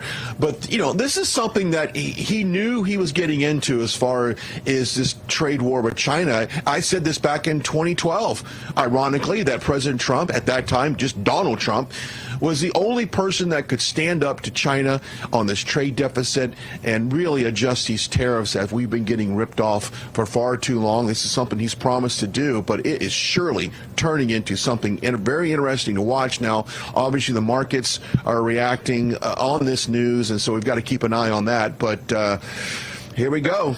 You know, it seems like we're bidding for houses in a very bullish housing market. You know, everyone just keeps increasing their offer there. So it's gonna. Let's see what 5 o'clock. When 5 o'clock comes, let's see what additional tariffs could be on there. But it's something to watch. And Brian, can I follow up with you on that? I think that we were talking about the tariffs being two buckets: China and then all of the other countries. And I also think that, I don't want to say two buckets, but I think we're also looking at the market and what's happening with the market, but what is going to happen with prices on products for everyday people? And I think I'm certainly interested in that, to see how that plays out, or, you know, when it's going to play out. Mm-hmm. Yeah, I think it might be a little bit of time before we start to see the direct impact on the shelf from a consumer standpoint. I said this, I think, last week. Automobiles that are already in this country, that were imported from various countries, do not reflect the tariff on those vehicles. Now, vehicles that will be, you know, brought in after the date obviously will. Land Rover Jaguar just announced last week that they will not be importing any brand new vehicles into the U.S. until they can figure things out. So whatever inventory is on the lots right now, if you want a Land Rover Jaguar, go buy it, because you may not have an inventory there for very long. But it's certainly something to watch, and it's nice to see that some of these countries like Vietnam and some other, Taiwan, are actually coming forward, and other countries wanting to negotiate this lower tariff. But China seems to just kind of want to go ahead and just start kicking the bucket with some of these higher tariffs. But let's see. Brian, on one hand, you've got tariffs, and back here in Washington, D.C., you've got a budget that's trying to be hammered out. President Trump actually met with House Republicans yesterday to talk about that budget. Some House Republicans, though, are concerned that the Senate budget proposal doesn't go far enough in spending cuts. What's the reaction there at the White House? What was the long and short of that meeting from President Trump and House Republicans yesterday? Is there anything to be gleaned out of that meeting? I was listening to some of the stuff, the reports coming out this morning from the Senate. Joni Ernst and some others were speaking out in regards to this. When you look at the cuts, you know, was it $8 billion? I mean, we've had $500 billion of investments from one company that would come in here. $8 billion is really, in my opinion, not enough. Now, you have the House Freedom Caucus. Yep, you've got the House Freedom Caucus, which I feel like that they don't look at the types of investments that have been pouring into this country. They haven't taken that into consideration. They just want to cut, and I get that. But also, we got to look at the revenue that's coming in as well. Plus, factor this in, guys. This is the personality aspect of all of this. There's people in the House Freedom Caucus that were not President Trump supporters. They probably aren't now. So they don't really have the heart, or I would say the will, to make all of this work. So that there is a slight factor in that as well. But at the end of the day, President Trump urges, let's get this thing done. Let's move on and really get the MAGA agenda done. His dinner last night, Terrence, he spoke about this. Didn't call out Republicans by name, but he said there's some in our party right now that simply cannot get on board, cannot check their ego, can't check their pride, can't check their grandstanding, and they want to prevent his agenda from going forward. So this budget talk, a little bit of that element is into that. But that is politics, and that is certainly politics right now in 2025. Yeah, it's politics and soap opera stuff, but ultimately they got to get it passed because they got to get the budget reconciliation and get that passed because the tax cuts expire at the end of the year, and you can't have tariffs and the tax cuts expire. I mean, that's implosion stuff. Ooh. So that's just not possible. They've got to get it done. All right, Brian. Hey, there's talk of a huge military parade possibly in June here in D.C. Now, President Trump, he's talked about doing this before. It's amazing to me. Some media outlets are reporting that the military parade is being planned for President Trump's birthday, which is June 14th. These outlets are ridiculous, and they're also lying because it seems obviously that they believe that President Trump wants a military parade in his honor or something like that. But Politico correcting saying, look, the White House says no military parade has been scheduled. And by the way, D.C. officials say they're talking about June 14th as the date, and that is Trump's birthday, but that's also Flag Day.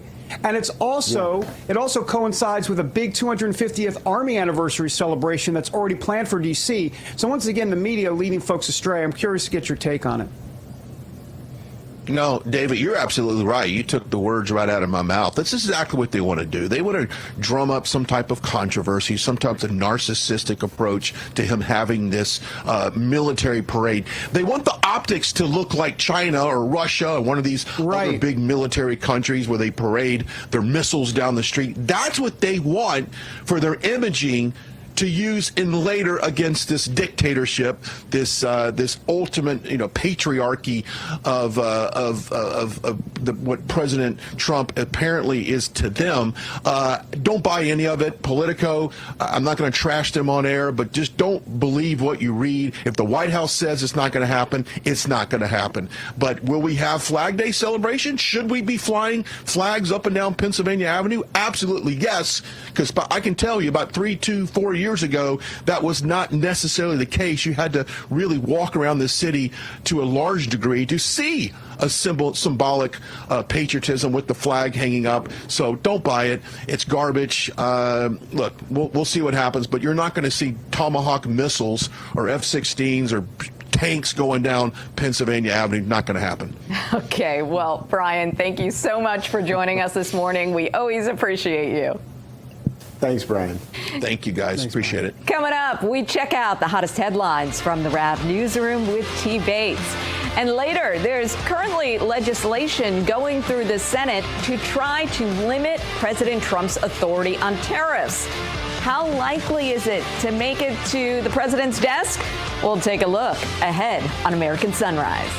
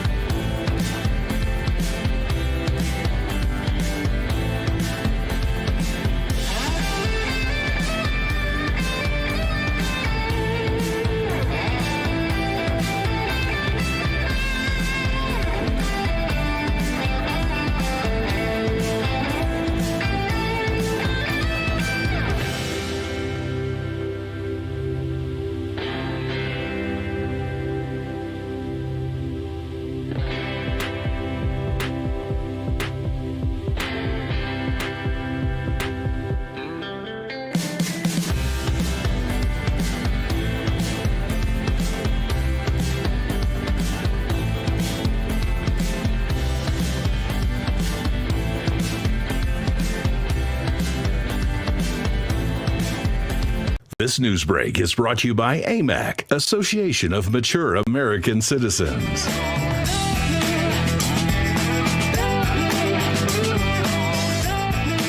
I've been there, Colorado Springs. Lived there the first 10 years of our marriage there in Colorado Springs. It's Garden of the Gods. Just beautiful out there. I miss the puffy clouds. I love Colorado. Maybe not the politics nowadays, but the scenery cannot be beat. Welcome back, everybody, to American Sunrise. I'm David Brody. All right, let's talk about President Trump. We're going to be talking about him specifically as it relates to whether or not he is wielding too much power. That's what we keep hearing from liberals. He's a king. He's a king. King George, King Trump, King George. Well, yada, yada, yada. Guess what? The numbers say something completely different. We'll show you in a moment. First, though, T. Bates standing by with the latest headlines from the Real America's Voice newsroom, sponsored by AMAC.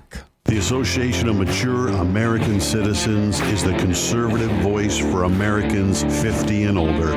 AMAC is fighting for the values that you hold dear. Join today. Together, we can write the course of America. President Trump's reciprocal tariffs are in effect this morning, with China facing the most severe duties. The communist nation is facing a 104% tax on its imports to the United States. And within the last hour, China also reciprocated by adding more tariffs to U.S. goods coming into that country, bringing their tariffs to 84%. Pretty significant as well. Meantime, President Trump preparing for negotiations with various countries who are looking to strike a deal over the tariffs. Taking to Truth Social on Tuesday, the Commander-in-Chief writing, "I just had a great call with the acting president of South Korea." He goes on to write, "Their top team is on a plane heading to the U.S. and things are looking good. We are likewise dealing with many other countries, all of whom want to make a deal with the United States." Japanese negotiators are also set to meet with the Trump administration, and Italy's prime minister is set to visit D.C. next week in hopes of striking a deal as well. The National Counterintelligence and Security Center says foreign countries, specifically China, are trying to recruit current and foreign U.S. government employees. The spies are said to be posing as consulting firms, corporate headhunters, think tanks, and other social and professional networking sites. Employees let go as part of the recent federal layoffs are being targeted as well, we're told. U.S. intelligence services are reminding workers with security clearances that they are obligated to protect classified data even after leaving federal employment. The Associated Press will be back in the White House press briefing room today after a judge ordered the Trump administration to lift its access restrictions related to the news organization. U.S. District Judge Trevor McFadden's order allows Associated Press reporters and staff back in the Oval Office, on Air Force One, and at other events held at 1600 Pennsylvania Avenue. In his ruling, the judge writes, and I'm quoting here, "The court simply holds that under the First Amendment, if the government opens its doors to some journalists, be it to the Oval Office, the East Room, or elsewhere, it cannot then shut those doors to other journalists because of their viewpoints."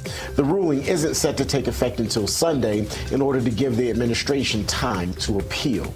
The Associated Press was iced out of access to the White House after the agency refused to begin calling the Gulf of America by its Trump-designated name and instead continued calling the body of water the Gulf of Mexico. That's a quick check of your headlines. I'll have more headlines coming your way shortly, including Health and Human Services Secretary Robert F. Kennedy Jr. has a new plan for making our water supply safer. We've got the details coming up. And next, President Trump is out with sweeping tariffs against China. Will this force the communist nation to come to the negotiating table, though? Right now, a quick look at this day in history.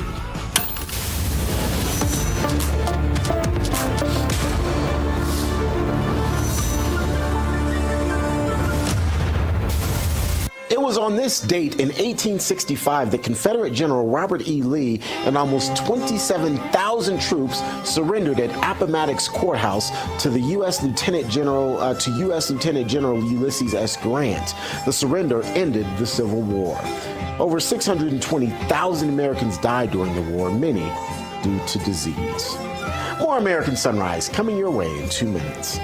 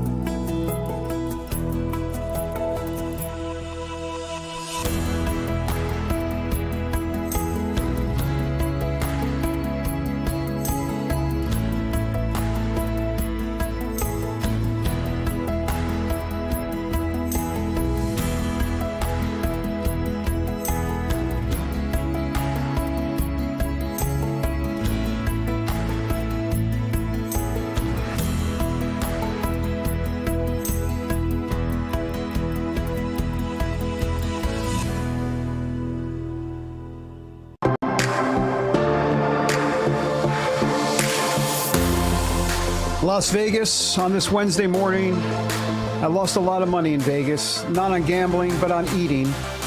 The Bellagio buffet, the MGM buffet. I'm sorry, I'm going down memory lane and I'm getting fat thinking about it. Welcome back, everybody, to American Sunrise. President Trump has delivered on promise after promise, from tariffs to reining in the size of the federal government. It's pretty much all being done by executive order. So here's a question that the liberals love to not just ask, but answer, and their answer is wrong. Is he wielding too much power? Well, watch CNN being forced to admit that actually Americans don't see him as a king at all. Completely differently. Clearly they agree, but is it, take it a step further, do the people think he has too much, but he's taken too much power? Yeah, this I think is the real question, right? You can believe that he's doing stuff completely differently, but do you think that he has a little too much power or not? And this is interesting. So Trump's presidential power is too much, the right amount, too little. Well, 47% say too much, but then you get 36% who say the right amount. Then you get 17% who say too little. So you're essentially dealing with a majority of the American public, 53%, who do not say that Trump has too much power. They either says he has too little power or the right amount of power. So the idea, that argument that Donald Trump is, quote unquote, a king, that I don't think holds with the American people. It does hold maybe with 47%, but with the majority of folk, they believe Donald Trump's doing something completely differently, and they don't believe he has too much power, and the executive orders he signed certainly suggest he's no lame duck. He is, as I said at the beginning, a soaring eagle. All right, for more, let's bring in the head pollster for Rasmussen Reports, Mark Mitchell. Mark, always good to see you. So what's your data showing you on this type of question so far? Good morning. I mean, it just checks with everything we've polled on. Isn't it incredible how Harry has such a way with words when they actually allow him to put correct narratives out? It's really stunning, because he wasn't saying anything like that before the election. I can tell you that right now. Yeah. So imagine that. Imagine asking a question about whether Trump has enough power or too much, and having a majority say, no, he's fine. Well, that's because a majority voted for him, and a majority have a positive opinion of him up until, I'll tell you what, he's taken a couple of licks because of the market movements last week, and because I think that they're really trying to use this tariff thing as the latest op, this wedge, to try and plunge his approval data. I don't know. I think it'll be a blip. I have him at 47% today, down from in the 50s last week, but I think it'll be back up. That's significant. That's significant. Yeah, it is. You know, they're really trying to throw everything they can at him. It's been op after op. First, it was Signalgate. That didn't move the numbers. And I think this one did, mostly because there are a lot of older Republicans that voted for Donald Trump that are seeing their 401ks take a hit. Because I can tell you the 18 to 39-year-olds approve of Trump most and think the country's headed in the right direction more than anybody else. Very interesting. That's interesting.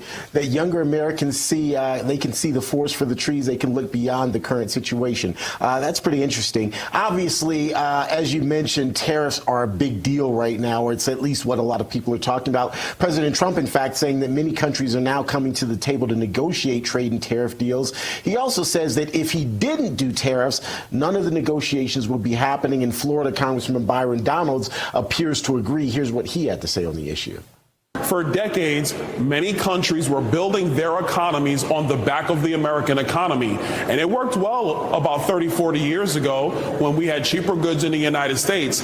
But when the actual wealth creation process in our country was moving overseas, you have less jobs, you have less high-paying jobs, and you have other countries getting rich while Americans are trying to basically tread water. You couple that with the fact that we've had too many people on Capitol Hill overspending, creating inflation, decreasing the purchasing power of our dollar here in the United States, and it's not the recipe for consistent economic growth. So in short, if you want to come to the table and negotiate like many countries are doing right now, the president and his team are open for business and they're willing to talk.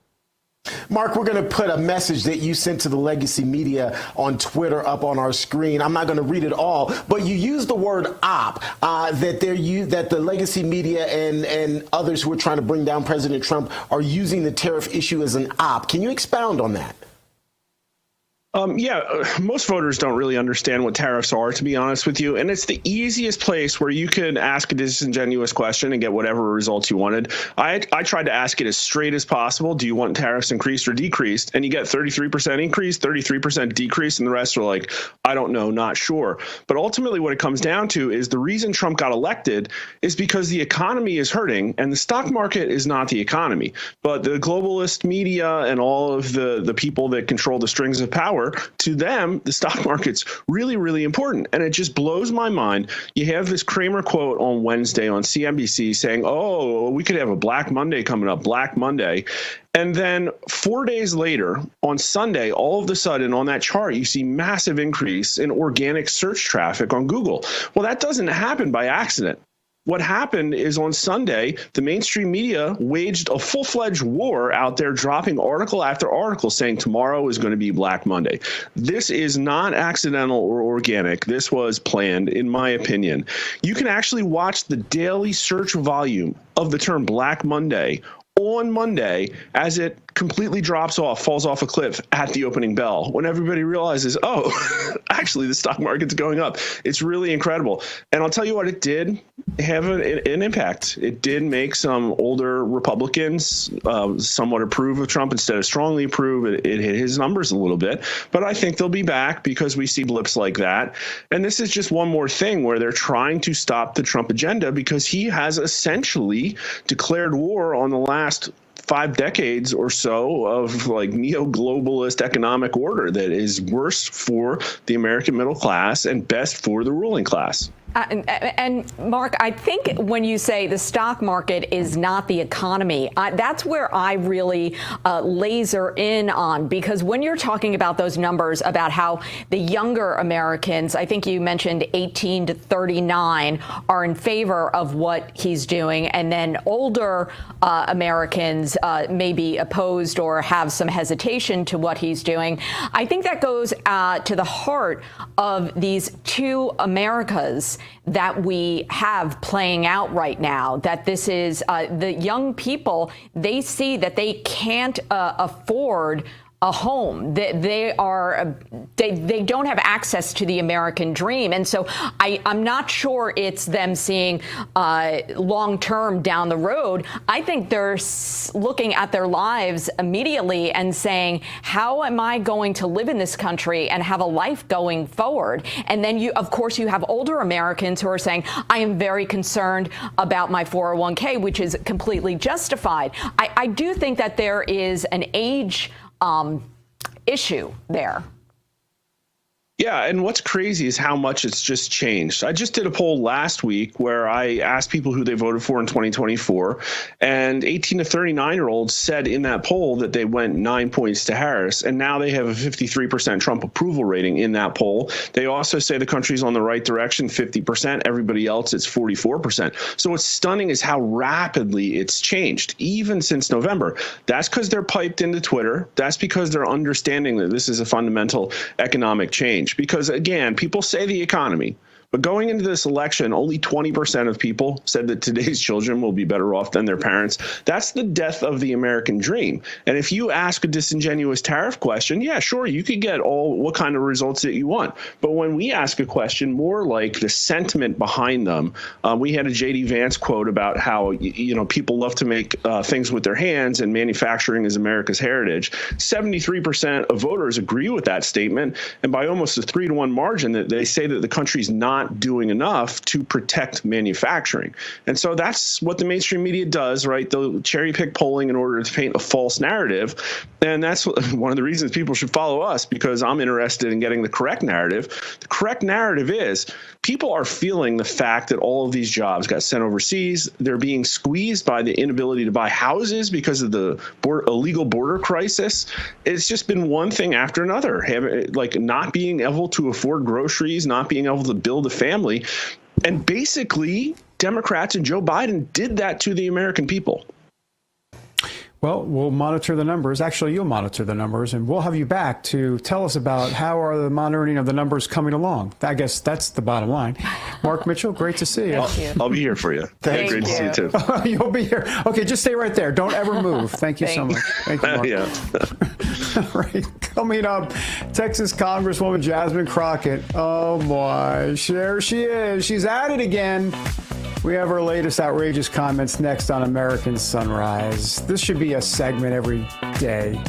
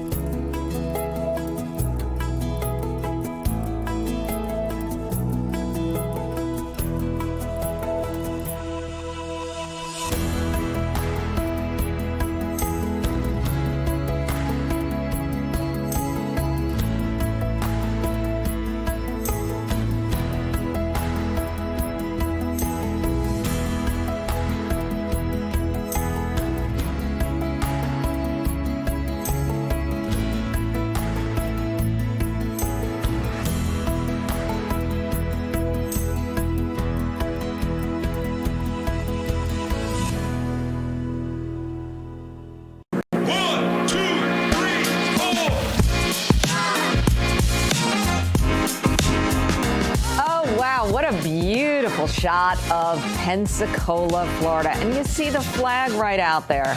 What a beautiful morning. I think we are off to an excellent start. Well, welcome back to American Sunrise. I'm Allison Hans, in for Dr. Gina. Thank you so much for joining us. Time now for today's health news, sponsored by the Wellness Company. Under the microscope today, HHS Secretary Robert F. Kennedy Jr. says he will recommend to the CDC to stop having fluoride in drinking water. Kennedy says he is putting together a task force of health experts to take a look at this and to make new recommendations. RFK Jr. can't order communities outright to stop the fluoride, but he can work with the CDC on guidelines and work with the EPA on the allowed amount into water. Kennedy has said fluoride is a dangerous neurotoxin. Now, Utah has already banned fluoride in public drinking water. Well, it is a new day in America and a new administration in Washington, D.C. There's a lot of excitement and optimism about the future. But the reality is there's a lot of work to do, especially when it comes to fixing our broken healthcare system. The truth is that the forces that are responsible for breaking our healthcare system aren't going to simply go away. The challenges our system faces won't disappear overnight. So now more than ever, you need to be prepared. And that is where the Wellness Company comes in. Their doctors are medical professionals that you can trust, and their line of prescription medical kits are the gold standard when it comes to keeping you safe and healthy. Whether it is the medical emergency kit, the contagion kit, the first aid kit, or the travel kit, these prescription kits contain an assortment of life-saving medications and guidebooks to assist in the proper use of these medications. From the flu to strep throat, from COVID to the bird flu, from a trip to the beach to a trip overseas, the Wellness Company has a prescription kit designed to keep you and your family safe. Make America Healthy Again starts at home. Do your part and protect the health of your family. Go to twc.health/RAV today and order. That's twc.health/RAV and use the promo code RAV to save 10%. Time now to toss it over to David for a closer look at Capitol Hill. Thank you, Allison. Appreciate it. A week on Capitol Hill, of course, wouldn't be complete without some off-the-wall comments, Allison, from Congresswoman Jasmine Crockett. Crockett in hot water yet again, this time for claiming America needs illegal immigrants because Black Americans refuse to fill agriculture jobs, adding blacks are, quote, done picking cotton. Yes, she said that. The Congresswoman shared those comments during a speech at the Grace Baptist Church in Connecticut over the weekend. A clip of her remarks has since gone viral on social, with many accusing her of racism. Have a look. So I had to go around the country and educate people about what immigrants do for this country, or the fact that we are a country of immigrants. Right, right. The fact is, ain't none of y'all trying to go and farm right now. Okay, so I'm lying. Raise your hands.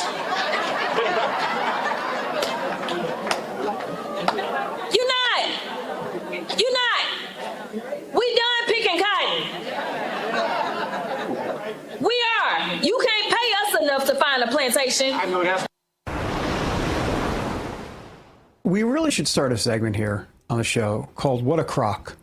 And I think it should be sponsored, I've decided. We want to welcome the social media influencer known as the older millennial. That would be Joe Redden. Joe, thanks for being on the show this morning, and thanks for not giving us a crock of crap. So let me ask you this. Joe. How many more times does Congresswoman Crockett need to embarrass herself before the left stops giving her credibility? I heard John Kennedy the other day say that the Republican motto for her and AOC and others should be Operation Let Them Speak. That should be their strategy. And we feel the exact same way on social media. Like, nobody on social media is taking her seriously. Like, we look at her for sound bites to honestly use against them. She's never said anything worth hearing, and we prefer let her keep talking. Absolutely, because if she keeps talking, she's just bringing down the Democratic Party even further. I mean, the things that she's saying are absolutely ridiculous. It's like she's auditioning for a reality TV show, but she is drawing so much attention to the party. So if they keep putting her out there, I mean, this is just bad news. Yeah, but they're doing it very smartly, where they're not putting in her positions where people can question her or question what she says. She's only says these things in situations where she's the only one with the microphone. And that's something we noticed on social media, is that, what you say in your content, if nobody's challenging you, it doesn't hold much water. I'm still waiting to see her being put in a situation where at some point somebody will actually be able to call her on what she's saying and be able to question what she's saying. But that's not going to happen anytime soon. That is really interesting. She should really be into a debate, David. Yeah, love it. Yeah, for sure. But you know what's interesting here to me, Joe? Just the whole position, if you will, the Democrat Party right now. We saw this at the State of the Union. I mean, you had Hakeem Jeffries basically telling House members, hey, calm it down. Let's, I say State of the Union, I guess it was a joint session of Congress that Trump did. Calm it down. Let's just decorum. Let's not be getting bad headlines here. And they did the exact opposite of what Hakeem Jeffries wanted them to do, which is like the far left is literally run amok in this party. But this is the deal they made. I mean, Biden had a shot. Biden could have done center left, which is where he's been his entire career. Instead, he made a deal with the devil, which would be the far left in essence. And here they are. And as we've been talking about it on social media, we see it more of a setup. Because while some people in the Democrat Party, like Crockett and other people, are embracing the craziness, is the easiest way to put it, you have people like Gavin Newsom are drifting to the right to try to become more moderate. And basically they're just trying to have it both ways. They're trying to have it where some parts of the party are being moderate and being understanding, and then the crazies are on the other side just spouting stuff that makes no sense. And the problem of trying to have it both ways is you don't stand on anything, and people recognize that. And Joe, have you seen at the same time, it seems like Crockett is leading the way with all this swearing. All of a sudden, overnight, everybody's dropping F-bombs in the Democratic Party. I mean, even like really like older people who I feel pretty confident they don't speak that way. Well, to be honest with you, I'll bet market research told them that works, because we on social media, speaking of the millennials and Gen Z and Gen X, we do speak a little bit more crass. We do speak a little more in your face, and we do use swear words. And I think that market research has probably told her that's the way that she's going to be embraced by millennials and Gen Z. Well, everybody else took the memo as well, and they just look idiotic. So, Joe, thank you so much for joining us today. Great conversation. We appreciate you. Thank you so much for having me. Oh, our pleasure.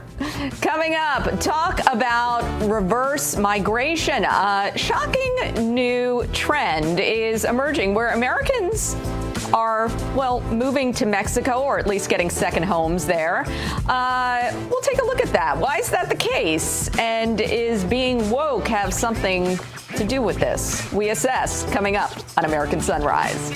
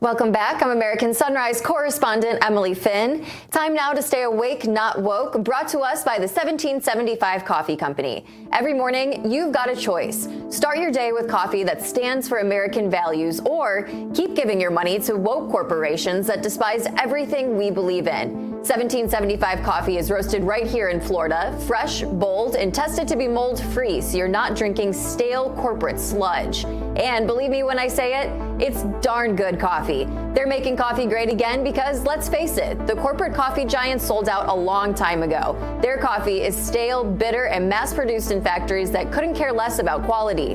1775 is different. Small batch roasted, taste tested by people who actually love this country, and shipped directly to your door. Prefer K-Cups? They've got you covered. Bold, smooth, and ready to brew. Want a brain boost? Grab their Vitality Mushroom Blend. It's packed with lion's mane and cordyceps for a clean, focused boost without the additives. And if you want the real deal, Dark Roast hits harder than a Trump rally in the Rust Belt. Go to 1775coffee.com/RAV and use the code RAV for 10% off your order. Fuel up with freedom and start your morning right. All right, well, now that we are caffeinated, it's time to stay awake, not woke. And who is woke today? Well, Americans fleeing to Mexico in protest of President Trump's wide-reaching immigration reform. Call it reverse migration of the woke kind. In a recent article, 4 American citizens told French news outlet AFP that they are now seeking refuge in our southern neighbor due to the Trump administration's war on woke. Some claim they feel more comfortable living in Mexico because they no longer feel safe in America, with one saying the American dream no longer exists. Others cited Trump's efforts to eliminate DEI as one of their reasons for leaving the U.S. Now, according to the U.S. State Department, there is an estimated 1.6 million Americans living in Mexico, with the number of U.S. citizens moving south jumping 70% from 2019 to 2022. Some interesting statistics there. Have any of them ever heard the words deadly drug cartels? Let's bring in David Terrence Allison here for discussion. You know, David, it looks like that 70% increase came when President Biden was in office. Trump is just now simply fixing all of the damage done over the last 4 years. But I want to keep in mind here, these are just 4 American citizens that this article took a look at. I mean, this is, I don't know if this is really a giant trend, David. No, I don't think it's a trend. Though, you know, there are a couple citizens that are saying, I'm out of here, I'm going to Mexico. Good. They can go have a fun time. Rather than in Cancun, they can go to Drug Cartel, Disney World, or whatever they want to do down there. But look, I think overall, Emily, the bottom line is these folks are going down there with getting a second home. You don't need a visa if you stay down there 6 months or less. So I think pretty much what they're doing is they're going down there, enjoying the beaches, grabbing some great sights and culture, not going to visit the drug cartel, and then coming back in less than 6 months, Allison, to basically come back to this country where, let's be honest, they know the bread is buttered here. They know this is the best country. Well, I say most people know this is the best country in the world. Some of them don't. But then again, the Rosie O'Donnells, they can leave and go to Ireland or wherever they're going. See you later. Yeah, I mean, I hope they're budgeting in private security teams, because I wouldn't really feel comfortable even going to a resort in some places in Mexico, let alone buy a house or an apartment. That's pretty dicey to me. I don't know, Terrence. Well, the reality is many of these people who are going to larger cities like Mexico City and that kind of thing, where I guess, yes, you have regular city concerns, but those places, while they're still probably a cartel influence, seem to be a little bit safer maybe than some of the other places. And what you're finding from a number of these people who are moving is that they're moving, and again, to your point, David, they're only going for part of the year. It's not like they're changing residency and taking up residency in Mexico. They're simply going there because the quality of life may be a little cheaper. For instance, pharmaceuticals. What you're finding is that many of the older Americans who are going over to Mexico are going because they can get their medications a lot cheaper there in Mexico than they can get them here in the United States. And that's also it. Now, there is a trend even from people who live along border states that they're just going across the border to get their medications and they come right back across. So this isn't a woke thing. It's just, probably a factor of lifestyle and trying to improve their quality of life. Yeah, that's a really good point, Terrence. Go ahead, David. I was just going to say, Emily, just real quick, also, in terms of quality of life, the cost of living down there, much cheaper, obviously. You can go soup to nuts down there for about $2,500 a month. And I'm not just talking rent. I'm talking rent and everything else. I mean, it's really cheap, Emily. So something to consider. But also, it shows that article, they went out and found those 4 people who are claiming that they went because of wokeness. I know. I think they just definitely tried to amplify those four voices. And Terrence, I don't know, maybe they are going down to Mexico for medication for their Trump derangement syndrome.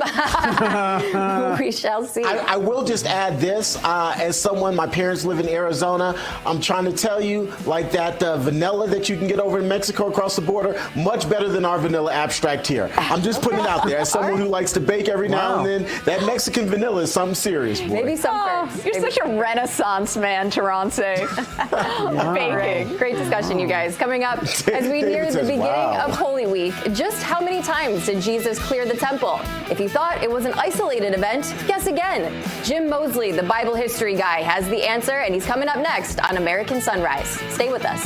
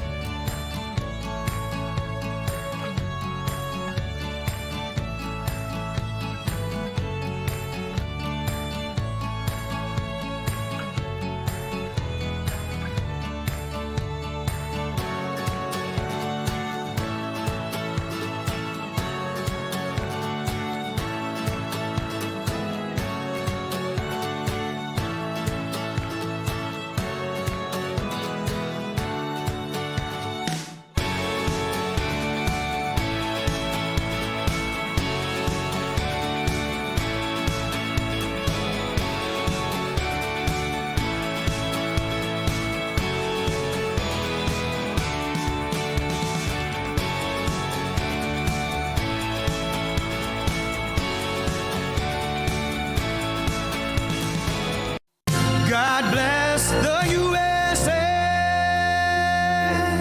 In the beginning, God created the heaven and the earth.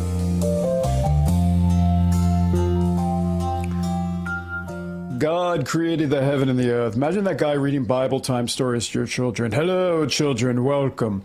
Welcome back, everybody, to American Sunrise. Time now for our moment of faith. It's brought to us by Lee Greenwood and the God Bless the USA Bible. All right, in focus today, Jesus clearing the temple. He was a bit angry. Most people think Jesus cleared the temple just once. What if I told you he did it 3 times? Wait, what?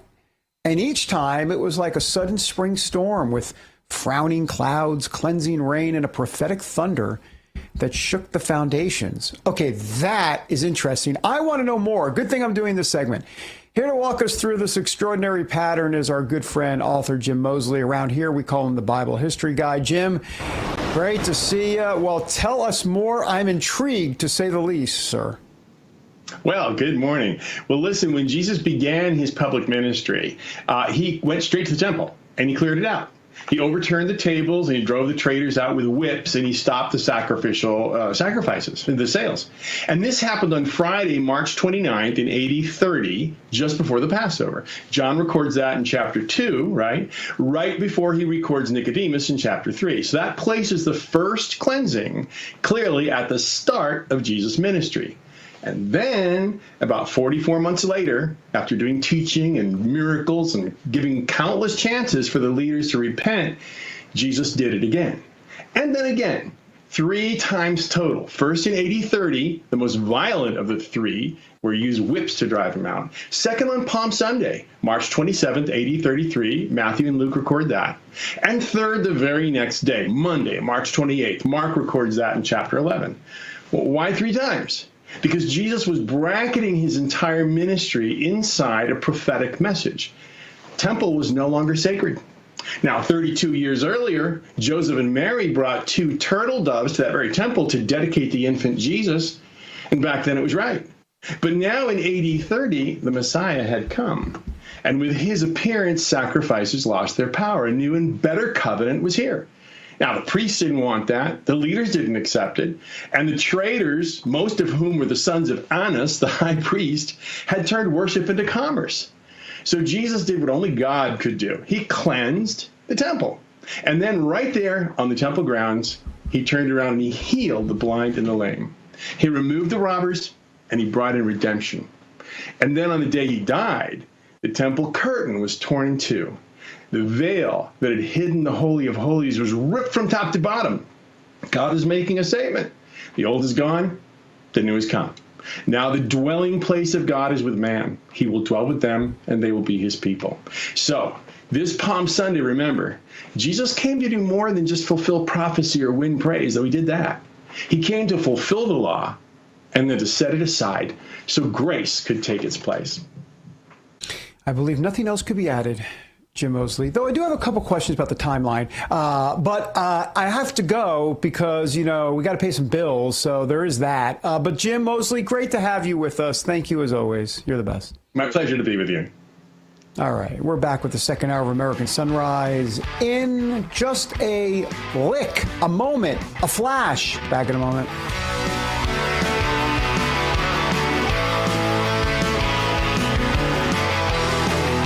Introducing the limited edition God Bless the USA Bible, inspired by Lee Greenwood's hit song and the most recognized patriotic anthem in America, God Bless the USA. The God Bless the USA large print leather-bound King James Bible also contains America's founding documents, the U.S. Constitution, the Bill of Rights, the Declaration of Independence, and the Pledge of Allegiance, along with a handwritten chorus to Lee Greenwood's song, God Bless the USA. With its large print and slim design, this Bible invites you to explore God's Word anywhere, anytime. The God Bless the USA Bible makes the perfect gift and cherished family heirloom keepsake to pass on to future generations. Designed for an easy reading experience in the trusted King James Version translation, this large print Bible is perfect to take to church, Bible study, work, and for traveling. Order yours today at GodBlessTheUSABible.com.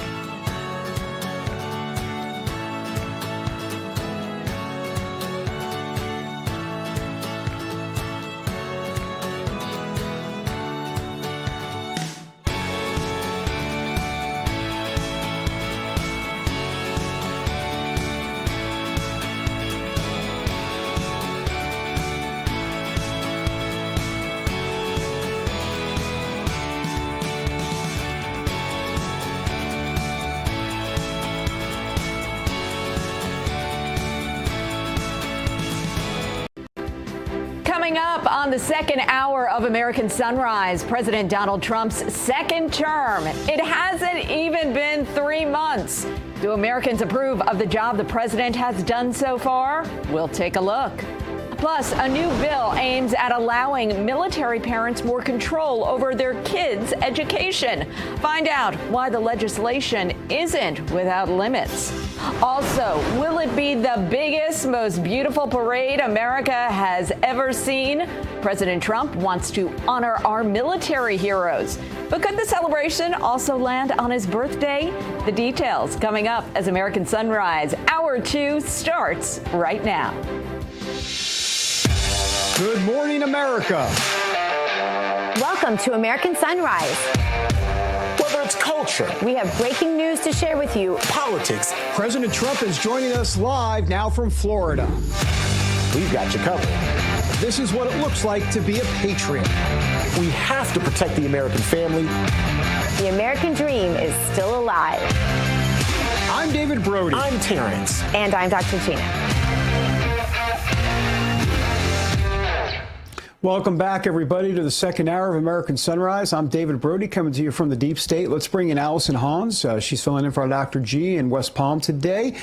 T. Bates in our Denver newsroom. Good morning to you both. And Allison, this is like high-stakes poker. I'll see your tariff and I'll raise you another tariff. And this is China and America. And who's gonna basically cry uncle first? My guess is it won't be President Trump. You know, I read in his book, The Art of the Deal, he has this concept called anchoring. He goes, you have to anchor down. You have to anchor to your position. If you show weakness, you're done. And my guess is we're going to see some anchoring by Trump right here. I agree with you 100%. I think he's set the table. And I don't think he's going to budge. And this is not only a situation about tariffs. I think it is really taking a look at the global world order and our relationship with China in general. So it is much more deep than tariffs, in my opinion. And so I think this may take some time and patience. And as he has said, courage among the American people. Yeah. I think you're on to something there, Allison. This feels bigger than just tariffs and economic issues. This feels like a reordering of the relationship between the United States and China. And it's something that, Congress has broached, but probably not done enough on. It's been clear for years now that China is probably the United States' biggest adversary. And there have been studies done and different panels held on the ways that China has really kind of disenfranchised itself from the United States, but President Trump now is actually doing something about it, putting some concrete steps in place to try to deal with it. That's the whole thing. Our leaders made decisions on behalf of the American people decades ago about how we were going to approach our relationship with China. The question is, has it panned out for the American people? Who has it benefited? And we really have to be honest with ourselves regarding that. And remember, tariffs, as we know, guys, is just a tool in the toolbox, right? I mean, that's the whole point here. Tariffs are just kind of a means to an end. And the end isn't just trade deficits or fair trade. Right. That's obviously important. That's been talked about. That's like low-hanging fruit. But can you get a TikTok deal? Can you get, certain things, certain other concessions from China? There's a lot of things going on here. It's multifaceted. It's not just about trade deficits, T. Well, to your point, President Trump's reciprocal tariffs are now in effect this morning, particularly with Chinese and they're facing the most significant tariffs. The communist nation is now facing a 104% tax on its imports to the United States. And just this morning, we learned that China is also slapping the U.S. with about 84% of tariffs combined. Meantime, President Trump preparing for negotiations with various countries who are looking to strike a deal over tariffs, taking to Truth Social on Tuesday, the commander-in-chief writing, and this is a quote, "I just had a great call with the acting president of South Korea."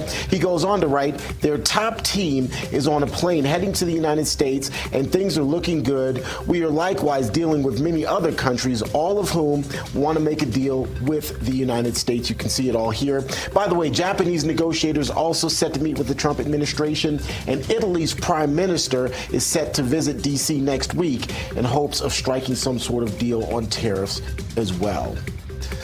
Well, the National Counterintelligence Security Center says foreign countries, specifically China, apparently trying to recruit current and former U.S. government employees. Now, the spies are said to be posing as consulting firms, corporate headhunters, even social media groups trying to look to potentially get a hold of or get their hooks in, if you will, former employees. Employees let go as part of recent federal layoffs are being targeted as well, we're told. U.S. intelligence services are reminding workers with security clearances in particular that even if they're not still working, they are beholden to those clearances and they must protect classified data even after leaving federal employment. The Associated Press will be back in the White House press pool today. All of this after a judge ordered the Trump administration to lift its access restrictions related to that news organization. U.S. District Judge Trevor McFadden's order allows the Associated Press reporters and staff back in the Oval Office, on air at Force One, as well as at other events held on Pennsylvania Avenue's campus, or 1600 Pennsylvania Avenue's campus. In his ruling, the judge writes, and this is a quote, "The court simply holds that under the First Amendment, if the government opens its doors to more journalists, be it in the Oval Office, the East Room, or elsewhere, it cannot then shut those doors to other journalists because of their viewpoints." The ruling isn't set to take effect until Sunday in order to give the administration time to appeal. The Associated Press, you may remember, was iced out of access to the White House after the agency refused to begin calling the Gulf of America by its Trump-designated name and instead continued calling the body of water the Gulf of Mexico. That's a quick check of your headlines. I'll, of course, have more headlines coming your way here in short order. But now let's get you back over to David. David, you pulled off the glasses, so I know it's serious. Oh, yeah. And I do it for effect, too. I do. Let me tell you something right now. Yes, I do that. Very serious, very serious. Well, gentlemen, as we've been discussing all morning, China's Commerce Ministry says President Donald Trump's so-called reciprocal tariffs on China are completely groundless and are a typical unilateral bullying practice. China insists it will fight to the end as the tariff war heats up. The Trump administration announced it is imposing a 104% tariff on China. In response, China says it's now raising tariffs on U.S. imports from 34% to 84%. For more insight into all things political, let's turn now to Matt Schlapp, chairman of CPAC. Good morning, Matt. Great to be with you all. Thanks so much for coming in. Okay, how do you see the U.S.-China tariff trade war playing out? Well, you have a lot of libertarian free market people criticizing Trump over tariffs, but here's the real question. Everybody always acknowledges that China is this massive problem, a threat to America. So, I put the question back to them, which is, if this is front and center of the trade war, not allowing China to make almost everything, every manufactured good that we consume in this country, including drugs, including vitamins, including a bigger and bigger hand in everything in our food supply. Are you ready to have this fight or not? We had a Cold War, and we froze out the former Soviet Union. That was the Reagan policy of peace through strength. And we bankrupted the Soviet Union, which allowed us to beat them militarily. And the real question for the American people is, do we have the stomach, do we have the guts to do what needs to be done with China, or are they going to basically produce everything you use all day long in a subsidized fashion? Matt, as the head of CPAC, I'm sure you're all into running a business in the most efficient way possible, which brings me to Doge. I want to I'll read off some of the cuts that have been made here, and I'd love to get your reaction to this. It's somewhat unbelievable to me.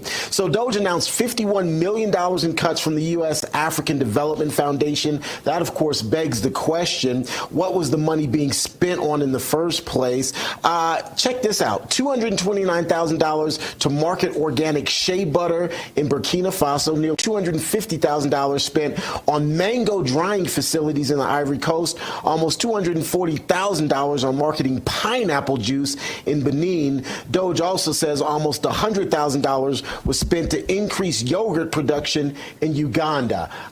When you hear those sorts of numbers, what comes to mind immediately for you? Well, America, like its trade policy, had a foreign aid policy that included bank credit or government credit to all kinds of countries around the world.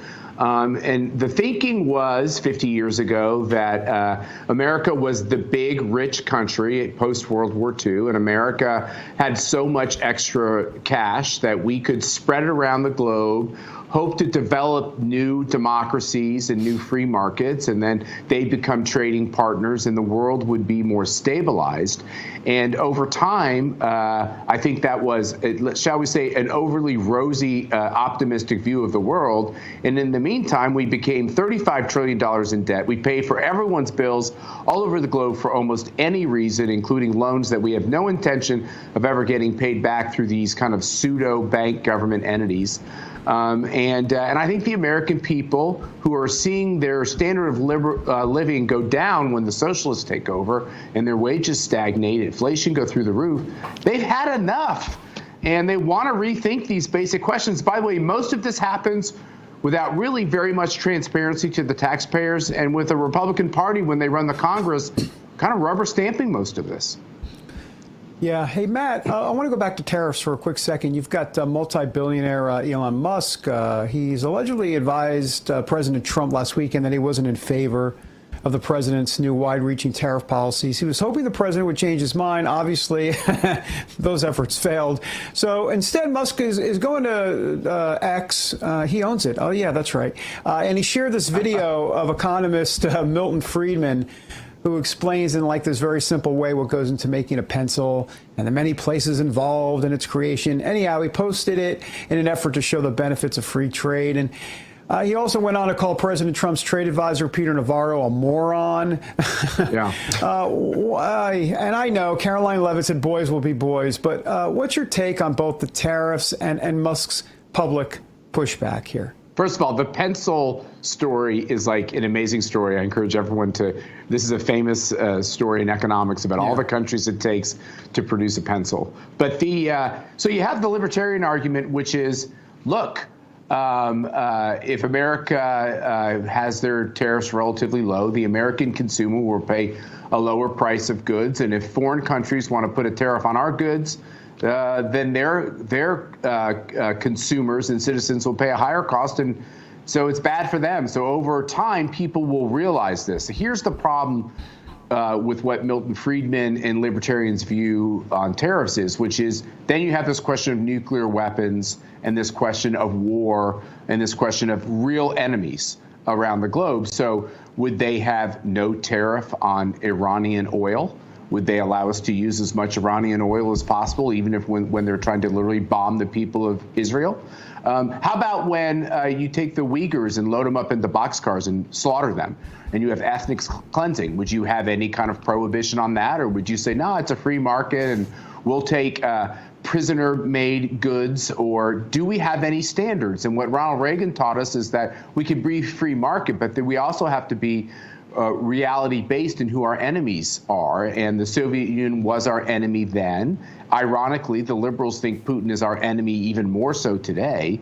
And so you have to look at the globe with clear eyes. I look at China and say, this is exactly where the focus should be. We need to decouple China from the production of all the staples that keep us alive and healthy in this country. Now, maybe they should be competitive in that marketplace, but they shouldn't be subsidized in that marketplace. And I would argue that they are. And so we have to rethink those policies. Now, whether or not this means that we should be putting a massive tariff on Parmesan cheese coming from Italy. I think it's a tougher argument to make, and I think the best argument that President Trump can make is that the reason why he's raising these tariffs is so they will lower their tariffs. And he has a very fair beef that the EU, and that's ironic, but the EU tariffs our stuff, and we don't tariff their stuff. And what he wants to do is get them to stop tariffing our stuff. It would seem like Milton Friedman would like that result, and that's where we get to at the end of the day.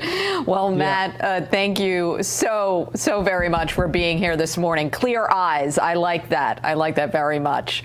Have a good one. Clear eyes. All right, thanks, guys. Coming up, a behind-the-scenes look at the Democrats' abysmal 2024 presidential race, including which prominent Democrat didn't want Kamala Harris to run. Also, does Wall Street bounce back? We're going live to the markets as the opening bell is nearly 15 minutes away.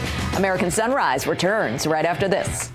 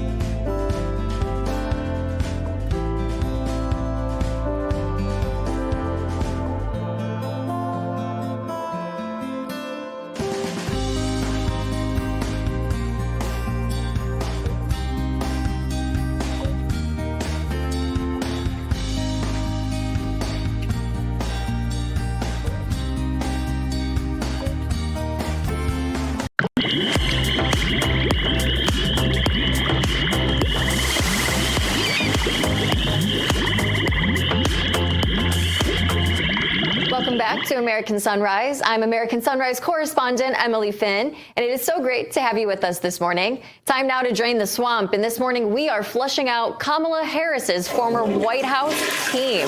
Reportedly, Harris's White House Communications Director Jamal Simmons made a so-called death pool roster of all the federal judges chosen by a Republican that could swear in Harris as president just in case Joe Biden suddenly died. The information is in a new book called Fight, Inside the Wildest Battle for the White House, authored by journalists Jonathan Allen of NBC News and Amy Parnes of The Hill. In the book, it claims Simmons believed Harris would be strengthened by an institutional stamp of approval if she were sworn in hurriedly because Biden had died unexpectedly. Simmons worried that her legitimacy might be questioned, recalling the January 6th effort to stop Biden from being certified as president. Because of this, Simmons made a spreadsheet of judges nominated by the GOP who could help Harris legitimize herself in the event of Biden's death. Interesting stuff. Let's bring in Allison, David, and Terrence to discuss this book. Allison, the book also includes why Barack Obama opposed Harris's 2024 nomination. Some juicy details here. We're seeing more and more behind-the-scenes dysfunction of Democrats in disarray. Well, definitely dysfunction, and that roster pool is extraordinarily disturbing. What I kind of see here is that there were all all these people running around behind the scenes trying to prop up Kamala Harris, doing things for Joe Biden. And it's such a departure from what we have right now, which is a strong leader in President Trump, but he's the boss, and then you have a strong team underneath him working together for the good of the country. On the other hand, you have all these people running around like wackos doing all these nefarious things, trying to prop up people and going down these rabbit holes. I think it's very disturbing, and we definitely are going in the right direction. And I have to read this book because it does seem to have some juicy tidbits. Well, I'll just simply. Listen, I'm just so sick of the whole thing, honestly. Shame on every single journalist that turned the other way and didn't do their due diligence on this. And I say journalists, and that's with a small J and a very small font. I mean, people like Jake Tapper, they go on, "Hi, I'm Jake Tapper. Welcome to CNN." Give me a break. You're playing a journalist on TV, and you're not one. You're not one. I'm just really, guys, I'm sick and tired of this type of stuff. He goes around, in essence, calls Donald Trump Hitler, which is what he did. He basically, well, I shouldn't say basically, he made that reference many times. And then he calls himself a journalist. What are you? Are you a correspondent? Are you an anchor? Or are you an analyst? Are you a pundit? Let the American people know what you are. And he lies every day by calling himself an anchor. And I'm saying him and many others, by the way. It's not just Jake Tapper. I'm using Jake Tapper as an example because he's pretty blatant about it. What are you? Rachel Maddow? I'm okay with that. You're 9 p.m. Eastern. Do your thing. And Sean Hannity, same thing. Do your thing. But not when you're in the 4 p.m. slot, the noon slot, the 1 o'clock slot. That's time for straight news. And if you're not straight news, let the folks know. Here at Real America's Voice on American Sunrise, what are we? We are news, wait for it, ... and opinion. People know exactly where we're coming from, and that's what we owe the audience. And sorry to go off on a soapbox there, but I tell you what, it just frustrates me to no end. Is this thing on? Just drop the mic, ladies and gentlemen. Yeah, interesting stuff, you guys. I think the most disturbing part, I'm sure that there are procedures in place, there's plans in place in case of emergency. We're talking about the most powerful people in the world, at the White House. But I think legitimizing her, that was the detail that was so shocking to hear from all of this. Great discussion this morning, you guys. We want to know what you think. Let us know on Rumble or Getter. Hop on and let your voice be heard. Coming up, we have a whole lot more on American Sunrise, including President Trump wanting to have a huge military parade to honor our troops on their 250th birthday. Will we see tanks driving down Pennsylvania Avenue? We'll discuss. American Sunrise continues.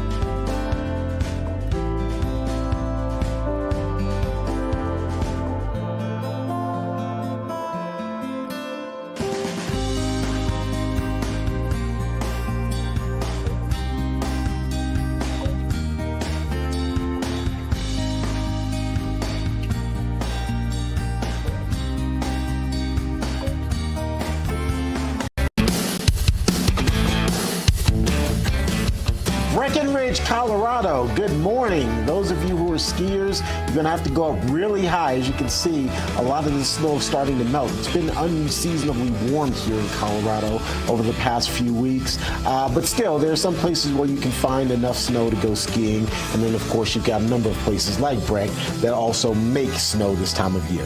Anyway, we're getting you ready for the opening bell at the New York Stock Exchange. It's going to ring here in about 5 minutes or so. Hopefully, today will be an inverse of what happened yesterday. Yesterday, we started off pre-market trading on a high, and then, unfortunately, the markets dipped. Well, today, as you can see, the markets are in the red to start things off. Hopefully, they will end in the green. We shall see. We'll take you to the opening bell here in short order. But now, let's take you over to my good friend, David Brody. Well, Terrence, I appreciate it. And by the way, before you go, a quick happy birthday salute to Flash in the chat. Flash in the chat with the big birthday today. So just thought I'd say that. You know what? I know you would want to wish him a happy birthday as well. I was supposed to wear my pen today. I forgot, Flash. I'm sorry. You did ask me about it yesterday. I forgot. Maybe I'll try to go get it out of my desk drawer here in a little bit. But Flash, happy birthday. Sorry, David. That just popped in my mind. Very nice. All right. Let's move on to an organization in America that is educating and electing a new generation of Republican leaders. It is called GoPac. Since 1978, GoPac's mission is to build young Republican leaders to help coach them on effective ways to communicate conservative ideas and solutions. GoPac, by the way, is under the current leadership of David Avella, who joins us now. David, great to have you on the show. So let's start with tariffs for a second. What do you think young Republicans who aim to be the party leaders are learning from what Trump is doing with tariffs? It's kind of a master class in art of the deal for sure. Every Republican leader should get the message that we have to get our financial house in order at the federal level. And that is ultimately this move and the series of moves that's being talked about in Congress and helping to bring down spending and extending the tax cuts from a few years ago and even looking at some new tax cuts. That for us to continue to be the top nation, economic nation in the world, we got to get our financial house in order. When you're $36 trillion in the hole, David, at some point you have to stop spending on something. And that is what you're seeing, an effort to not only bring new revenue in with the tariffs and with the tax cut, which always brings in more money to the economy, the government coffers, but also other ways to help generate revenue.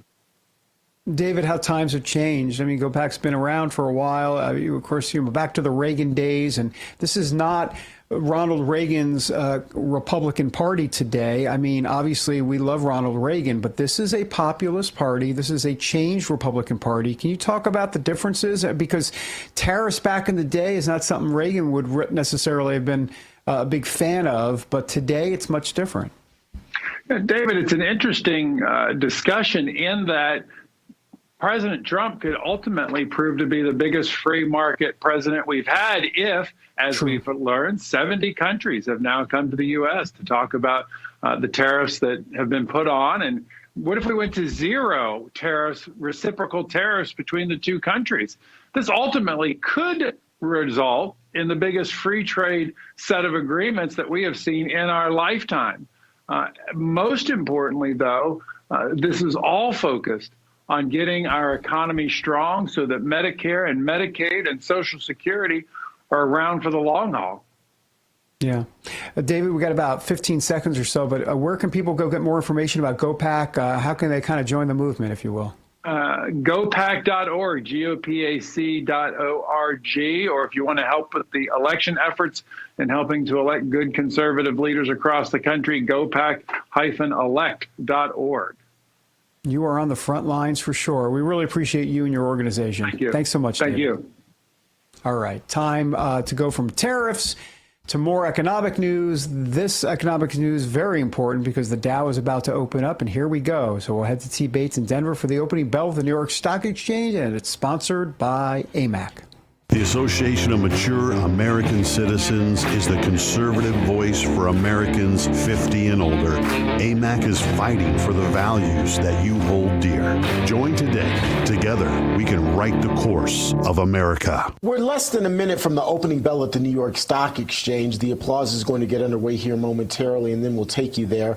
Here's our board. As you can see, the Dow and S&P 500 are in the red right now. This particular board shows that the NASDAQ is up, and let me just double check this to make sure that this is current. It is current. The NASDAQ is in the green right now. There you have it. The applause, as I promised, is underway. The bell is going to ring here in short order, and hopefully the red parts of our board will flip to green. We shall see here in just moments. Again, the Dow, S&P 500 in the red. The NASDAQ is in the green, even though barely. So there you have it, ladies and gentlemen. The markets are now officially open, and just like that, the Dow and S&P 500 remaining down. The NASDAQ is up. That, of course, is the tech-heavy index. It's up just slightly, but still up. Gold and silver are up significantly, well over 2%, but crude oil is down pretty significantly. So hopefully that's going to impact the prices that you're paying at the pump and hopefully bring those prices down. Tariffs have really thrown the global economy, into chaos. Potential widespread inflation tied to massive supply chain disruptions is weighing pretty heavily on all of us. But there is a silver lining that most people missed. President Trump specifically exempted gold and silver bullion from these sweeping tariffs, and you just noticed that gold and silver were both up this morning. While these new policies are triggering significant financial chaos, the administration preserved your ability to diversify into precious metals. If you're concerned about your savings, I want to encourage you to have a free consultation with the folks over at the Birch Gold Group and their precious metals specialists. The first step is to text America to the number 989898 and receive your free no-obligation information kit on gold. Learn how to hold gold and silver in a tax-sheltered account. The Birch Gold Group will help you convert an existing IRA or 401k into a gold IRA for no money out of pocket. So many Americans buy gold from the Birch Gold Group, and so is it finally time that you join them? With an A+ rating with the Better Business Bureau and thousands of thankful customers, text the word America to the number 989898. Again, text the word America to the number 989898 to claim your free information kit on gold right now. Still to come here on American Sunrise, there are reports that President Trump wants a massive military parade as a show of support for our heroes on the 250th anniversary of our nation's armed forces. The parade would also occur on President Trump's 79th birthday. The big question this morning, will the event actually happen? Find out. More American Sunrise coming your way after this break.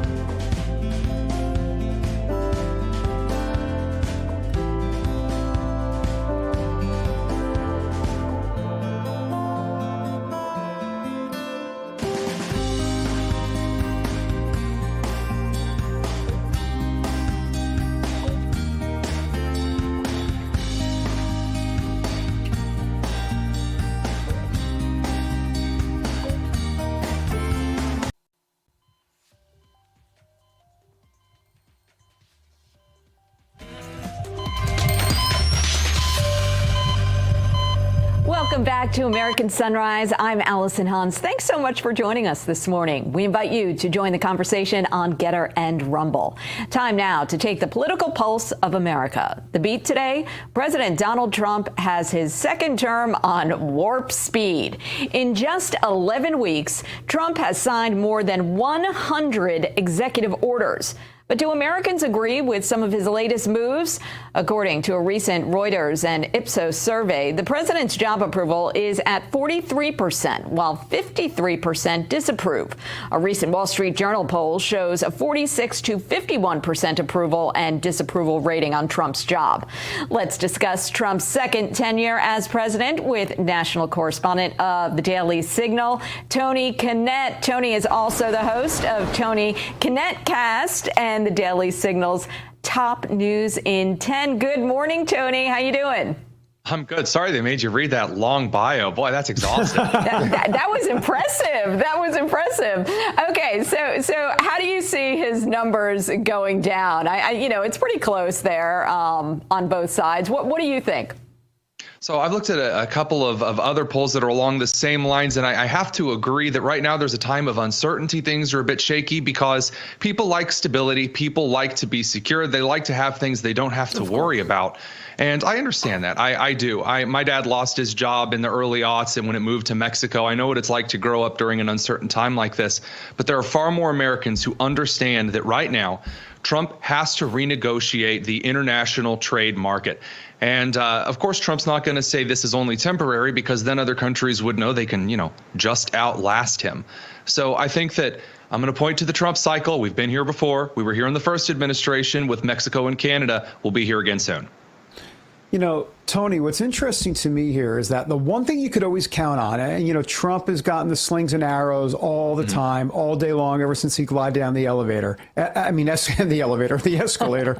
That's hard to glide down an elevator, but that's a separate segment. But to me, what's interesting here is his numbers on the economy have always been his bread and butter, have always been strong. Why? Of course, because he's a successful businessman, right? The Apprentice, the whole thing.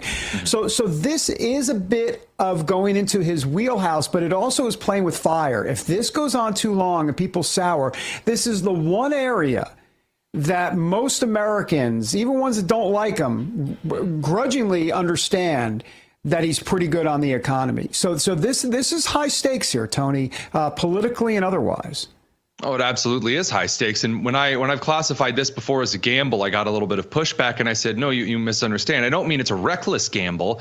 It's a calculated gamble. The Trump administration has been planning this from what we can tell for at least 2, maybe 3 years. And I will push back just a little bit and say that there was an incident like this in the first administration. His numbers on the economy went down amid renegotiating NAFTA and instituting the USMCA, a marginally better trade deal with the U.S., the Mexican government, and Canada. Now, what do you see? 70 world leaders that are coming to Trump trying to negotiate better trade deals. The China's in a totally different issue in that communist slave-holding government. But as the rest of the world market goes, I think that based on what we've seen so far, this will end up being a better numbers than going in kind of situation. That's if this deal works out, though. It is a gamble. There are no guarantees. I agree. I'm glad you brought up China, because it seems to me that these tariffs aren't just about economic issues. This is really a geopolitical marker that President Trump is putting down as it relates to China, which, let's just be honest, we've had a long-time adversarial relationship with.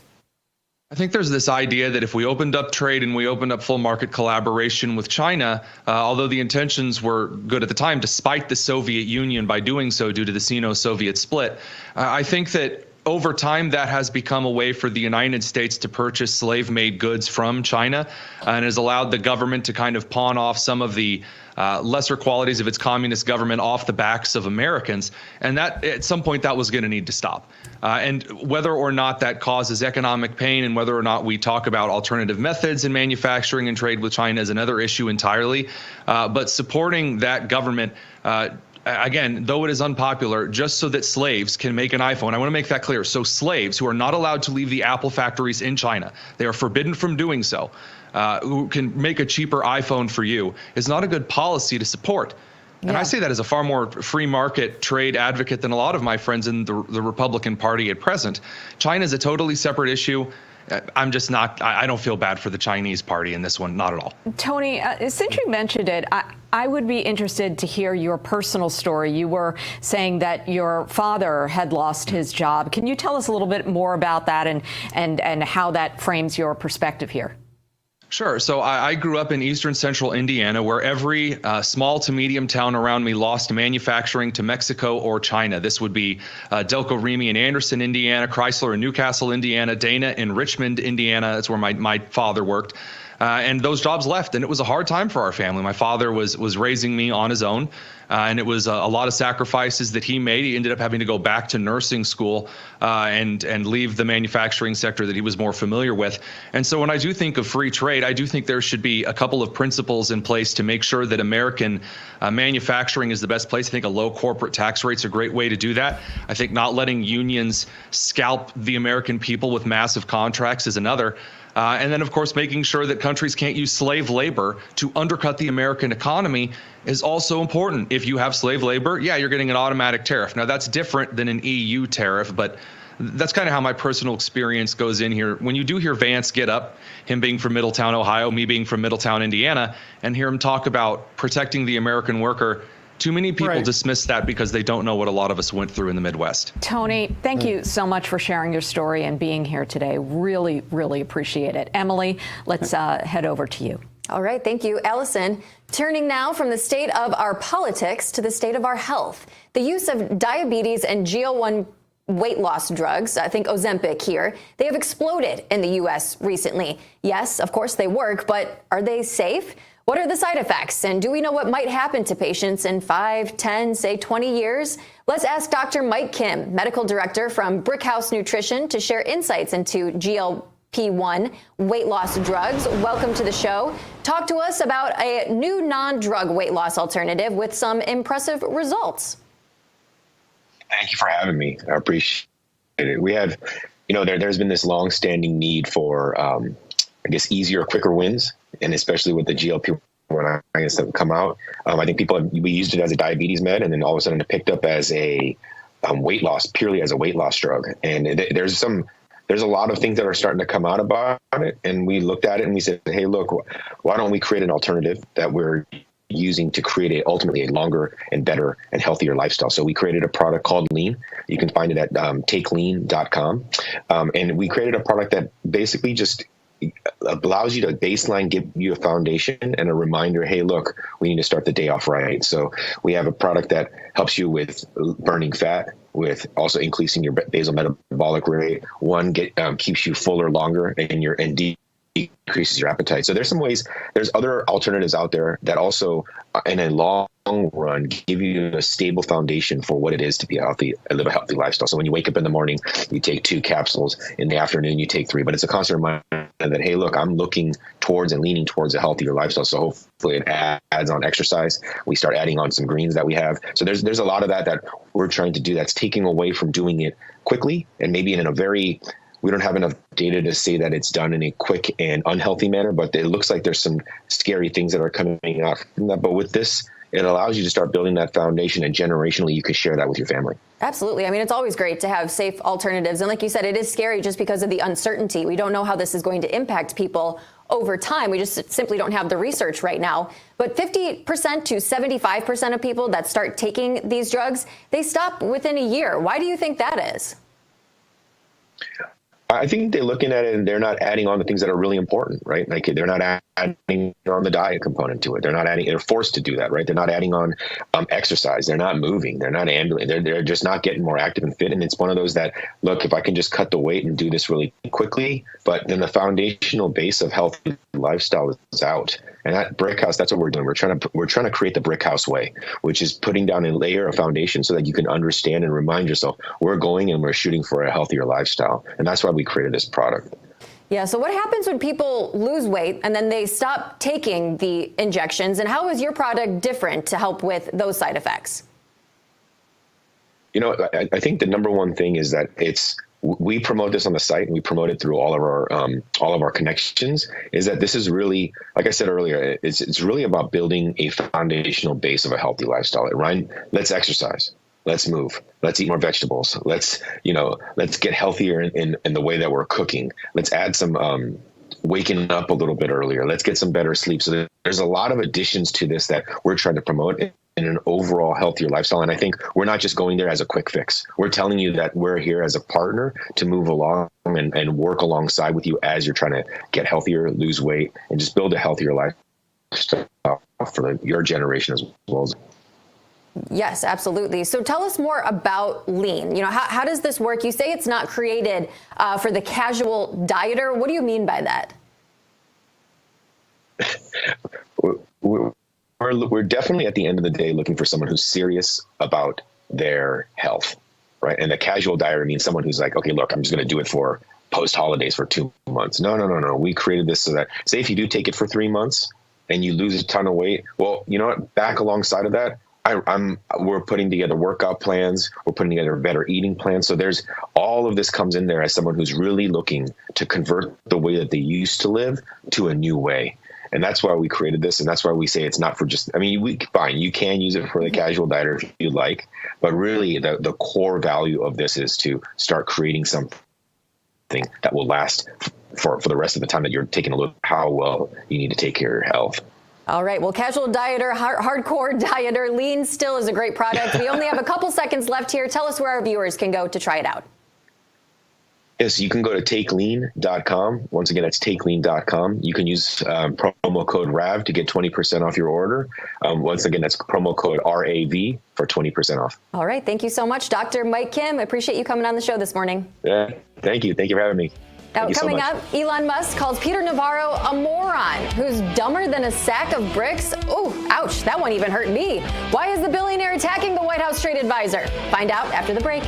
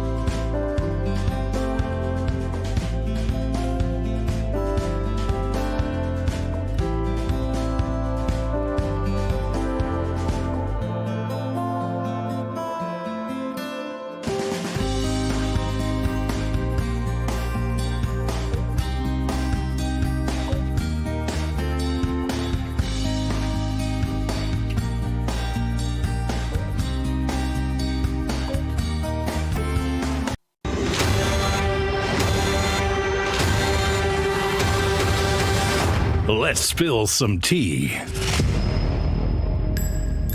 Welcome back. Let's spill some tea, sponsored by Artillery Tea Company. Make sure to go to artilleryteaco.com and use the promo code America's Tea for 25% off your first order. Artillery Tea is all natural, whole leaf. The tea bags are chemical free and each tea bag can be used twice. Artillery Tea Company is family and veteran owned and operated, and a portion of your purchase goes to help veteran and first responder charities. Make sure to go to artillerytcode.com and use the promo code AmericasT for 25% off your first order. It is time now to spill some tea, and in the cup today, bad blood between Elon Musk and White House trade advisor Peter Navaro. Their feud is now escalating, with the billionaire resorting to insulting Navaro's intelligence. Get this. In a post on X yesterday, Musk said Navaro is truly a moron, accusing him of making false claims about Tesla building electric vehicles with mostly foreign parts. Musk went on to add, quote, Navaro is dumber than a sack of bricks, and defended his electric car company, saying Tesla has the most American-made cars.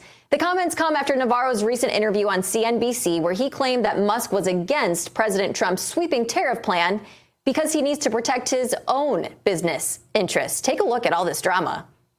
When it comes to tariffs and trade, we all understand in the White House, and the American people understand, that Elon's a car manufacturer, but he's not a car manufacturer. He's a car assembler in many cases. If you go to his Texas plant, a good part of the engines that he gets, which in the EV case is the batteries, come from Japan and come from China. The electronics come from Taiwan. The tires come. What we want, and the difference is in our thinking and Elon's on this, he said we want the tires made in Akron. We want the transmissions made in Indianapolis. We want the engines made in Flint and Saginaw, and we want the cars manufactured here. All right, let's bring in Allison, Terrence, and David for more. David, I want to start with you on this one. I know you've never been hesitant to critique Elon Musk. If we take a look at the bigger picture here, it's not necessarily a bad thing for Trump to have debate among his advisors, right? Navaro has his opinions. Musk has his opinions. I mean, this is really consequential, what we're talking about here with these tariffs. What's your take on this, David? No doubt about that. As a matter of fact, Trump is sitting back there going, hey, can you get some more popcorn in that microwave? I mean, he's loving this. Oh, there's no doubt. Is there a microwave in the Oval Office? Anyhow, that's a separate issue. Yeah. No, RFK Jr. wouldn't allow it. He's got that's true. Too much seed oil. Too much seed oil. My bad. Yeah. No, 100%. He loves all of this. And, you know, Caroline Leavitt yesterday in the White House press secretary saying from the podium, boys will be boys. And so there's an element to all of this.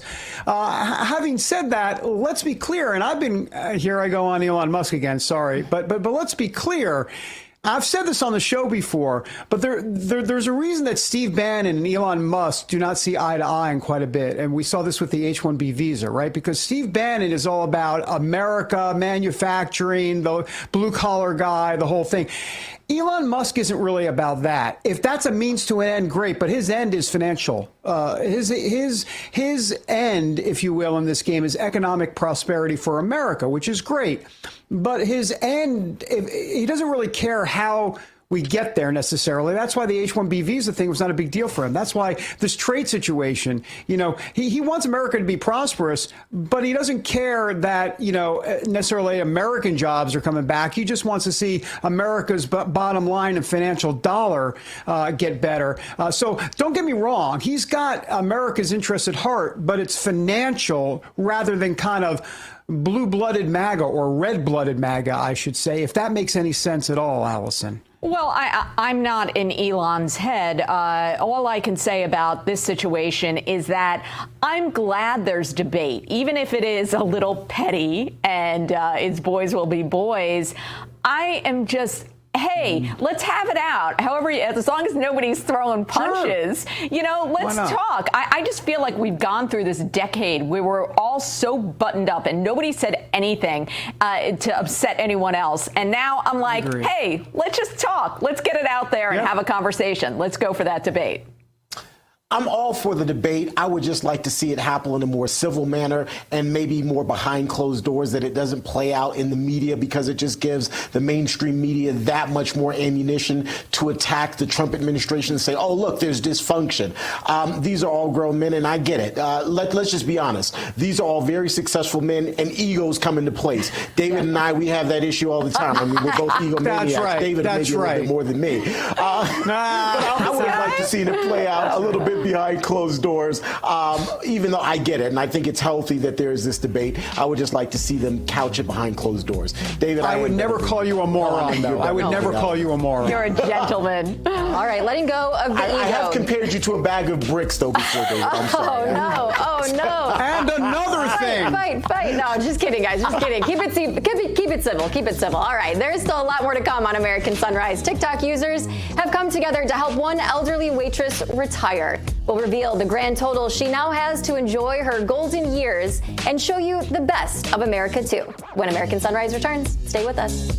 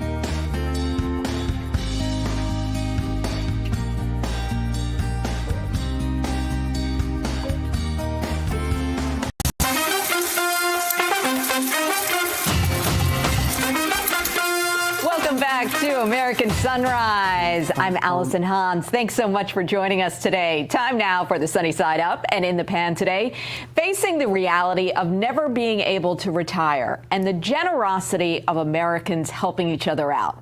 For one 81-year-old waitress, her dream is now a reality. Betty is a friendly server at Pittsburgh's Eaton Park restaurant, but says she suffers from chronic back pain and struggles to move around while on the job.